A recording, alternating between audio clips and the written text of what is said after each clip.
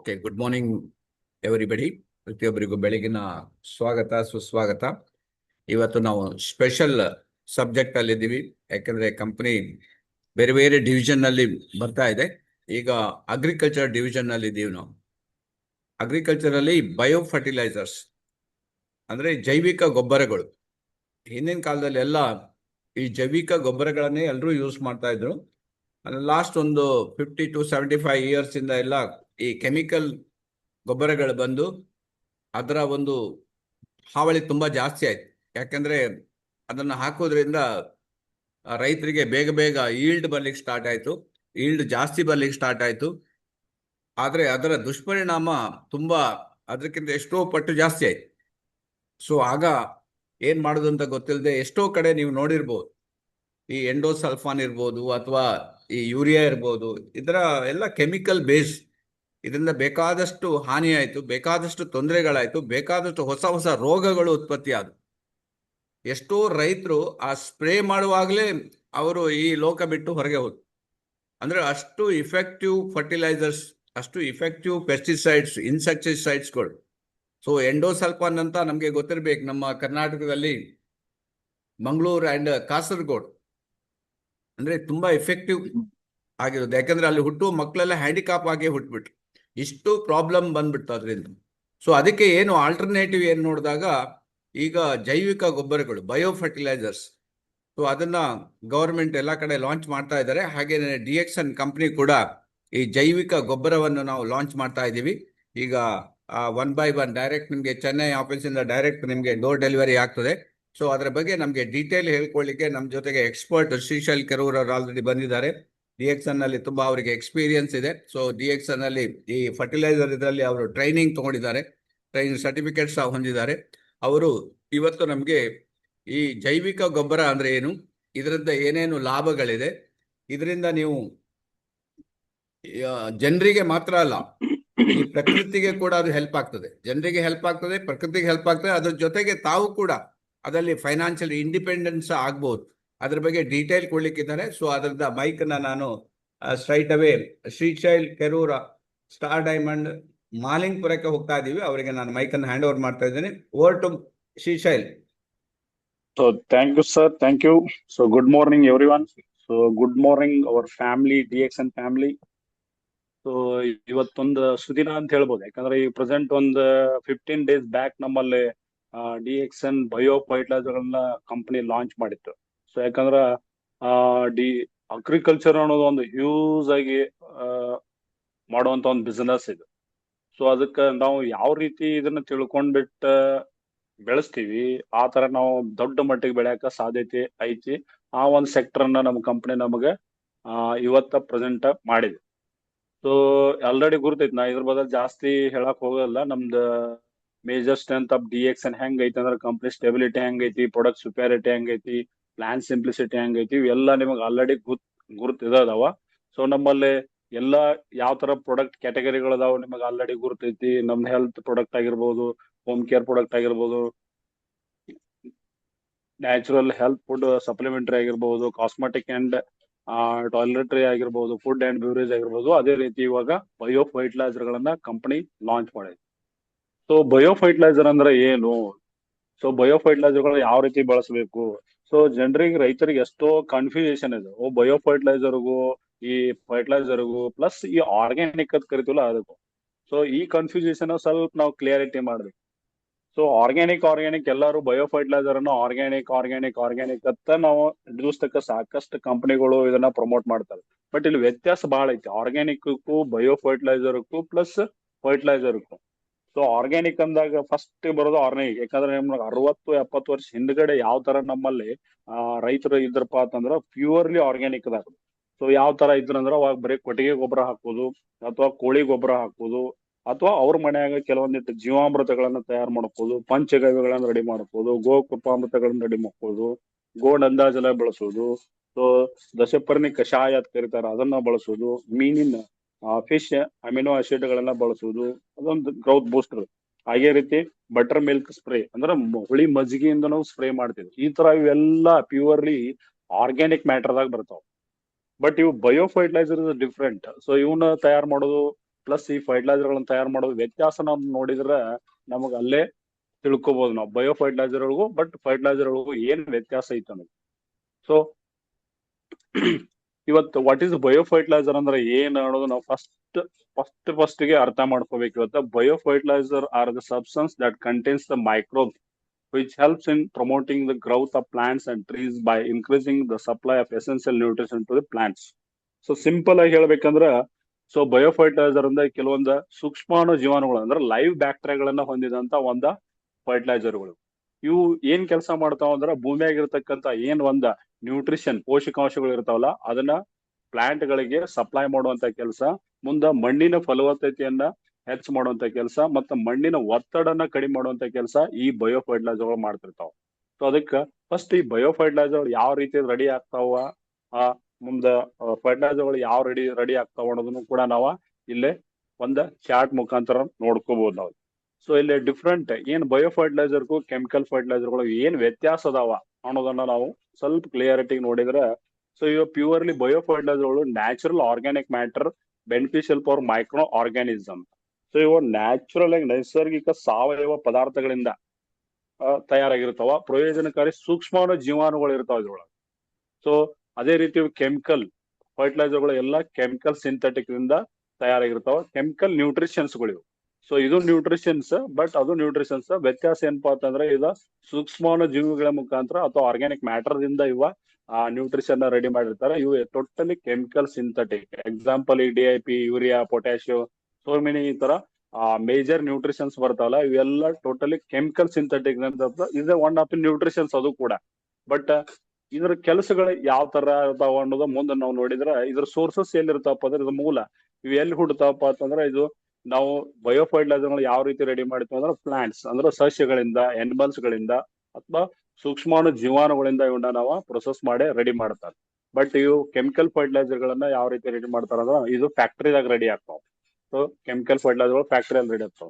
But ಇದ್ರ environmental effect ಹೆಂಗೈತಪ್ಪ ಅಂತಂದ್ರ ಇವ ಬಯೋ ಫರ್ಟಿಲೈಸರ್ಗಳು ಫ್ರೆಂಡ್ಲಿ ಕೆಲಸ ಮಾಡ್ತಾವ, ರಿಡ್ಯೂಸ್ ಪೊಲ್ಯೂಷನ್ ನಮ್ಮ ನಿಸರ್ಗವನ್ನ ಕಾಪಾಡ್ತಾವ.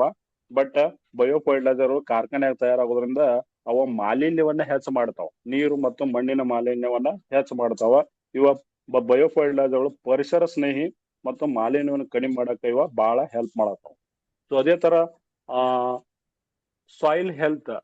ಸೊ ನ್ಯೂಟ್ರಿಷನ್ ಯಾವ ತರ ರಿಲೀಸ್ ಆಗ್ತೈತೆ ಅನ್ನೋದು ಇದು ಬಹಳ ಇಂಪಾರ್ಟೆಂಟ್ ತಿಳ್ಕೊಬೇಕಾಗಿತ್ತು. ಯಾಕೆ ಬಯೋ ಫರ್ಟಿಲೈಸರ್ಗಳು ಯಾವ ತರ ನ್ಯೂಟ್ರಿಷನ್ ನ ಸಪ್ಲೈ ಮಾಡ್ತಾವ ಅನ್ನೋದು ಸ್ಪಷ್ಟವಾಗಿ ತಿಳ್ಕೊಬೇಕು. ಸೊ ಇಲ್ಲಿ ನಾವು ಬಯೋ ಫರ್ಟಿಲೈಸರ್ಗಳು ಸ್ವಲ್ಪ ಸ್ಲೋ ಅಂಡ್ ಸ್ಟಡಿ ಇದ್ದಾಗ ಇವು ಗ್ರಾಜುವಲಿ ನ್ಯೂಟ್ರಿಷನ್ ನ ಅವೈಲಬಿಲಿಟಿ ಮಾಡ್ತಾವ ಅಂದ್ರ ಸಂಗ್ರಹಣೆ ಟ್ರಾನ್ಸ್ಫರ್ ಅನ್ನ ಮಾಡ್ತಾವ. ಬಟ್ ಇವ್ ಫರ್ಟಿಲೈಸರ್ಗಳು ಹಾಕಿದ ಒಂದ್ 4-5 ದಿವಸದಾಗನ ನಿಮಗ ಟ್ರಾನ್ಸ್ಫರ್ ಆಗಿ ಬೆಳೆಗಳಿಗೆ ಬರ್ತಾವ. ಸೊ ಇಲ್ಲಿ ರೈತರಿಗೆ ಏನಾಗೈತಿ ಅಂದ್ರ ಅತಿ ಸ್ಪೀಡ್ ಆಗಿ ಬೇಕಾಗೈತಿ ಇವತ್ತು. ಸೊ ಅತಿ ಸ್ಪೀಡ್ ಆಗೋದ್ರಿಂದ ಬೆಳವಣಿಗೆ ಫಾಸ್ಟ್ ಆಗೋದ್ರಿಂದ ಸೊ ಅಲ್ಲಿ ನಾವು ಆದಷ್ಟು ಎಲ್ಲಾ ರೈತರು ಏನ್ ಮಾಡ್ಯಾದ್ರ ಫರ್ಟಿಲೈಸರ್ಗೆ ಹೊಂದ್ಕೊಂಡ್ಬಿಟ್ಟಾರ. ಸೊ ಇಲ್ಲಿ ಹೊಂದ್ಕೊಂಡಾಗ ಇಲ್ಲಿ ಮುಂದೆ ಏನಾಗ್ತೈತಿ ಅಂದ್ರ ಇದ್ರ ಪರಿಣಾಮ ಏನಾಗ್ತೈತಪ್ಪ ಅಂತಂದ್ರ ಸೊ ಇಲ್ಲಿ ಸಾಯಿಲ್ ಅಂದ್ರ ಮಣ್ಣಿನ ಫಲವತ್ತತೆ ಕಡಿಮೆ ಆಗ್ತಾ ಹೋಗ್ತೈತಿ. ಅದೇ ರೀತಿ ಮಣ್ಣಿನಲ್ಲಿರ್ತಕ್ಕಂಥ ನೀರಿನ ಅಂಶ ಕೂಡ ಹಾಳಾಗ್ತೈತಿ, ಮಣ್ಣು ಹಾಳಾಗ್ತೈತಿ, ನೀರು ಕೂಡ ಹಾಳಾಗ್ತೈತಿ. ಸೊ ಇದರಿಂದ ನಾವು ಬೆಳಿ ತೆಗಿಬೇಕಾದ್ರೆ ಮೇನ್ ಇಂಪಾರ್ಟೆಂಟ್ ಎರಡು ಬೇಕಾಗಿದ್ದು ಒಂದು ಮಣ್ಣು ಪ್ಲಸ್ ಒಂದು ನೀರು. ಸೊ ಇವ ಎರಡು ಹಾಳಾಗ್ತಿದ್ದು ಇದರಿಂದ ಈ ಕೆಮಿಕಲ್ ಫರ್ಟಿಲೈಸರ್ ನಿಂದ. ಬಟ್ ನಾವು ಆದಷ್ಟು ಈ ಕೆಮಿಕಲ್ ಫರ್ಟಿಲೈಸರ್ ಗಳನ್ನ ಬಿಡಿಸಿ ಈ ಬಯೋ ಫರ್ಟಿಲೈಸರ್ ಪ್ಲಸ್ ಈ ಆರ್ಗ್ಯಾನಿಕ್ ಗಳನ್ನ ಜಾಸ್ತಿ ಬಳಸಿದಾಗ ಸೊ ಆಟೋಮೆಟಿಕ್ಲಿ ನಮಗ ಜಾಸ್ತಿ ಇಲ್ಡ್ ಅಂದ್ರೆ ಇಳುವರಿಯನ್ನ ಹೆಚ್ಚು ತಕೊಳಕ ಒಂದು ಸುಸ್ಥಿರವಾದ ಒಂದು ಸಸ್ಟೈನೇಬಲ್ ಕೃಷಿಯನ್ನ ನಾವು ಮಾಡಕ ಸಾಧ್ಯತೆ ಐತಿ. ನಾವು ಏನಾದ್ರೂ ಮುಂದಿನ ಪೀಳಿಗೆ ಭೂಮಿ ಉಳಿಸಿ ಹೋಗ್ಬೇಕು, ಏನಾದ್ರೂ ಕೊಟ್ಟು ಹೋಗ್ಬೇಕಾದ್ರ ನಾವು ಆದಷ್ಟು ಆರ್ಗ್ಯಾನಿಕ್ ಪ್ಲಸ್ ಬಯೋ ಫರ್ಟಿಲೈಸರ್ ಗಳನ್ನ ಜಾಸ್ತಿ ಮಾಡ್ಕೋತ ಬಳಸ್ಕೋತ ಹೋಗ್ಬೇಕಾಗಿತ್ತು. ಸೊ ಇಲ್ಲಿ ಇದ್ರ ಲಾಂಗ್ ಟರ್ಮ್ ಇಫೆಕ್ಟ್ ಹೆಂಗ್ ಐತಪ್ಪ ಅಂತಂದ್ರ builds soil healthy and sustainable agriculture. So ನೋಡ್ರಿ ಮಣ್ಣಿನ ರಚನೆಯನ್ನ ಸುಧಾರಣೆ ಮಾಡ್ತಾವೆ ಅವು ಬಯೋ ಫರ್ಟಿಲೈಸರ್ಗಳು. ಹಾಗೆ ಮತ್ತ ಮಣ್ಣಾಗಿರ್ತಕ್ಕಂಥ ಸೂಕ್ಷ್ಮಾಣು ಜೀವಿಗಳ ಚಟುವಟಿಕೆಗಳನ್ನ ಆಕ್ಟಿವಿಟೀಸ್ ಗಳನ್ನ ಜಾಸ್ತಿ ಮಾಡ್ತಾವ. ಬಟ್ ಇವ ಕೆಮಿಕಲ್ ಫರ್ಟಿಲೈಸರ್ಗಳು ಆದಷ್ಟು ಕಡಿಮೆ ಮಾಡ್ತಾವ, ಸಾಯಿಲ್ ಅನ್ನ ಡಿಗ್ರೇಡೇಷನ್ ಮಾಡ್ತಾವ. ಅಂದ್ರ ಮಣ್ಣಿನ ಗುಣಮಟ್ಟವನ್ನ ಕುಗ್ಗಿಸ್ತಾ ಹೋಗ್ತಾವೆ. ಅಂದ್ರ ಮಣ್ಣಾಗಿರ್ತಕ್ಕಂತ ಕೆಲವೊಂದು ಏನ್ ದೇವ್ರು ಕೊಟ್ಟಂತ ನ್ಯಾಚುರಲ್ ನ್ಯೂಟ್ರಿಷನ್ಸ್ ಗಳು ಇರ್ತಾವಲ್ಲ ಅವ ಆಟೋಮೆಟಿಕ್ಲಿ ಕಡಿಮೆ ಆಗುತ್ತಾ ಹೋಗ್ಬಿಟ್ಟಾವ ಈಗ ಆಲ್ರೆಡಿ. ಸೊ ಅದನ್ನ ನಾವು ಎಕ್ಸ್ಟರ್ನಲಿ ಯಾನ ಕೊಟ್ರು ಬೈ ಎಕ್ಸ್ಟರ್ನಲಿ ಕೊಡ್ಬೋದು. ಯಾವ ರೀತಿ ಒಬ್ಬ ಮನುಷ್ಯನಿಗೆ ದೇಹದಾಗ ದೇವ್ರು ಎಲ್ಲಾ ಕೊಟ್ಟು ಎಲ್ಲಾ ನ್ಯೂಟ್ರಿಷನ್ಸ್ ಪ್ಲಸ್ ಎಲ್ಲಾ ಮೆಡಿಸಿನ್ ಗಳು ಕೊಟ್ಟು ನಮ್ನ ಹೆಂಗ್ ಭೂಮಿಗೆ ಕಳ್ಸ್ಯಾನಲ್ಲ ಅದೇ ರೀತಿ ಭೂಮಿಗೆ ಎಲ್ಲಾ ಕೊಟ್ಬಿಟ್ಟಾನ. ಬಟ್ ಇದ ಟ್ರಾನ್ಸ್ಪರೇಷನ್ ನಾವು ಜಾಸ್ತಿ ಓವರ್ಲೋಡ್ ಮಾಡಿ ಭೂಮಿಯಾಗ ಇರತಕ್ಕಂತ ಎಲ್ಲಾ ನ್ಯೂಟ್ರಿಷನ್ಸ್ ಅನ್ನ ಕಡಿಮೆ ಮಾಡಿದ್ವಿ. ಅದರಿಂದ ಮಣ್ಣಿನ ಗುಣಮಟ್ಟ ಕೂಡ ಕಡಿಮೆ ಆಗೈತಿ, ಮಣ್ಣಿನ ರಚನೆ ಕೂಡ ಹಾಳಾಗೈತಿ. ಇವತ್ತು ಮಣ್ಣ ಹೀರ್ಕೊಳ್ಳುವಂತ ಶಕ್ತಿನೂ ಕೂಡ ಅದರಿಂದ ಕಡಿಮೆ ಆಗೈತಿ. ಸೊ ಹಿಂಗ ಆಗೋದ್ರಿಂದ ಏನಾಗ್ತೈತಿ ಅಂದ್ರ ಮುಂದೊಂದ್ ದಿವ್ಸ ನಮಗ್ ಎಂತ ಪ್ರಾಬ್ಲಮ್ಗಳು ಬರ್ತಾವಪ್ಪ ಅಂತಂದ್ರ ನಾವ ಆಹಾರನ ಸಿಗ್ಲಾರ್ದಂತ ಪರಿಸ್ಥಿತಿಗಳು ನಮಗ ಇವತ್ತ ಬರ್ತಾವ. ಯಾಕಂದ್ರ ನೀವು ಯಾವ ತರ ಈಗ ಈ ಹೊಳೆಸಾಲು ಭೂಮಿಗಳು ಯಾವ ತರ ಅದಾವ, ಹೊಳೆ ಆಚ ಕಡೆ ಭೂಮಿಗಳು ಯಾವ ತರ ಇರ್ತಾವ ನೋಡಿದ್ರ ನೀವು ಒಂದ್ ಸ್ವಲ್ಪ ಈ ಸವಳ ಜವಳ ಭೂಮಿ ಅಂತ ಕರೀತಾರ. ಸವಳ ಜವಳ ಭೂಮಿ ಅಂದ್ರ ಈ ಅಲ್ಲಿ ಏನೂ ಬೆಳೆಯಕ್ ಸಾಧ್ಯ ಇಲ್ಲ. ಅಲ್ಲಿ ಟೋಟಲ್ ಸಾಯಿಲ್ ಕಂಡೀಷನ್ ಹೆಂಗಿರ್ತೈತಿ ಅಂದ್ರೆ ಪೂರ ಕೆಟ್ಟ ಹೋಗ್ಬಿಟ್ಟಿರ್ತೈತಿ. ಅಲ್ಲಿಂದ ಎಷ್ಟೋ ವರ್ಷ ಕಾಲಾಂತರ ನಂತರ ಅದನ್ನ ಭೂಮಿ ಅಂದ್ರ ಟೋಟಲ್ ಭೂಮಿಯನ್ನ ಬಿಸಿಲಿಗೆ ಬಿಟ್ಟು ಅದನ್ನ ನಾವು 10-20 ವರ್ಷವರೆಗೆ ಬಿಟ್ಟು ಅದನ್ನ ನಾವು ಕನ್ವರ್ಟ್ ಮಾಡ್ಕೊಳಕ್ ಸಾಧ್ಯತೆ ಐತಿ. ಅಷ್ಟೊಂದು ಲಾಂಗ್ ಟರ್ಮ್ ಆಗಿ ಬಿಡುವಂತ ಕೆಪಾಸಿಟಿ ಇವತ್ತು ರೈತರಿಗೆ ಯಾರು ಇಲ್ಲ. ಯಾಕಂದ್ರ ನಾವು ಒಂದ್ ಬೆಳಿ ತೆಗೆದ್ರೆ ಇನ್ನೊಂದ್ ಬೆಳಿ ಆಗಿಂದಾಗ ತುರ್ಕಾಕ ನೋಡ್ತಾರೆ ಇವತ್ತು. ಸೊ ಹಿಂಗಾಗಿ ಅತಿ ಓವರ್ಲೋಡ್ ಆದೈತಿ ಭೂಮಿಗೆ, ಅತಿ ಓವರ್ಲೋಡ್ ಟ್ರಸ್ ಅನ್ನ ನಾವು ಅತಿ ಜಾಸ್ತಿ ಕೊಡಾಕ್ತಿದೀವಿ. ಈ ನಾವು ಇದು ಟ್ರಸ್ಸು ಕಡಿಮೆ ಮಾಡಬೇಕು, ಮಣ್ಣಿನ ರಚನೆಯನ್ನು ಕರೆಕ್ಟ್ ಮಾಡ್ಕೋಬೇಕು, ಅದ್ರೊಳಗೆ ಹೀರ್ಕೊಳ್ಳೋ ಶಕ್ತಿನೂ ಜಾಸ್ತಿ ಮಾಡ್ಬೇಕು ಅಂತಂದ್ರ ನಾವು ಆದಷ್ಟು ಮಟ್ಟಿಗೆ ಈ ಬಯೋ ಫರ್ಟಿಲೈಸರ್ ಗಳನ್ನ ಜನರಿಗೆ ಪರಿಚಯ ಮಾಡೋದನ್ನ ಮಾಡ್ಲೇಬೇಕು. ಸೊ ಇಲ್ಲಿ ನಾವು ಈಗ ಒಂದ್ 30-40 ವರ್ಷ ಅಂದ್ರ ಒಂದ್ 30-40 ವರ್ಷ ಅನ್ನೋಕ್ಕಿಂತ ಒಂದ್ 60 ವರ್ಷ ಹಿಂದ್ಗಡೆ ಹೆಂಗಿತ್ತಂದ್ರ ಆ ರಾಸಾಯನಿಕ ಫರ್ಟಿಲೈಸರ್ ಗಳನ್ನ ಕಡಿಮೆ ಬಳಸಿದ್ರು, ಇಳುವರಿಗಳನ್ನ ಹೆಚ್ಚ್ ತಕ್ಕೋತಿದ್ರು. ಬಟ್ ಇವತ್ ಏನಾಗೈತೆ ಅಂದ್ರ ಉಲ್ಟಾ ಆಗೈತೆಲ್ಲ. ಹೆಂಗಂದ್ರ ರಾಸಾಯನಿಕಗಳನ್ನ ಹೆಚ್ಚು ಬೆಳೆಸಾಕ್ತಿದೀವಿ ಮತ್ತ ಇಳುವರಿಯನ್ನ ಕಡಿಮೆ ತೊಗೊಳಾಕ್ತಿದೀವಿ. ಸೊ ಇದು ಯಾಕೆ ಆಗತೈತಿ ಅನ್ನೋದು ಜನರಿಗೆ ಇನ್ನೂ ಮನದಟ್ಟ ಆಗವಲ್ತ.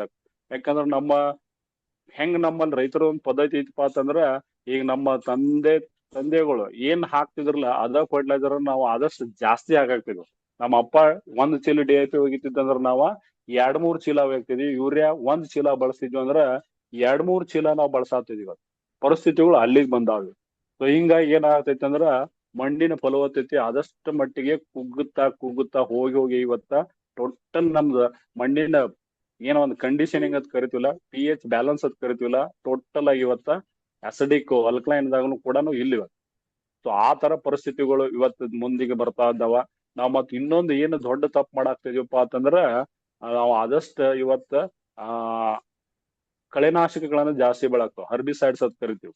ಈಗ ನಮ್ಮಲ್ಲಿ ಮೊದಲ ಎಲ್ಲಾರು ಏನ್ ಮಾಡ್ತಿದ್ರ ಅಂದ್ರ ಕಳೆ ಕೀಳಾಕ್ ಅಂದ್ರ ಹೊಲದಾಗ ಈ ಹುಲ್ಲು ಕೀಳುದಕ್ ಕರಿತಾರಲ್ಲ. ಸೊ ಈ ಯಾವಾಗ ನಾವು ನಾಟಿ ಮಾಡ್ತೀವಿ ಅವಾಗ ಸ್ವಲ್ಪ ಜಾಸ್ತಿ ಅಲ್ಲೇ ಹುಲ್ಲು ಜಾಸ್ತಿ ಬರ್ತದ. ಸೊ ಅವಾಗ ಹುಲ್ಲನ್ನ ನಾವು ಒಂದ್ ಆಳ್ ಹಚ್ಚಿ ಕೀಳಿಸ್ತಿದ್ರು.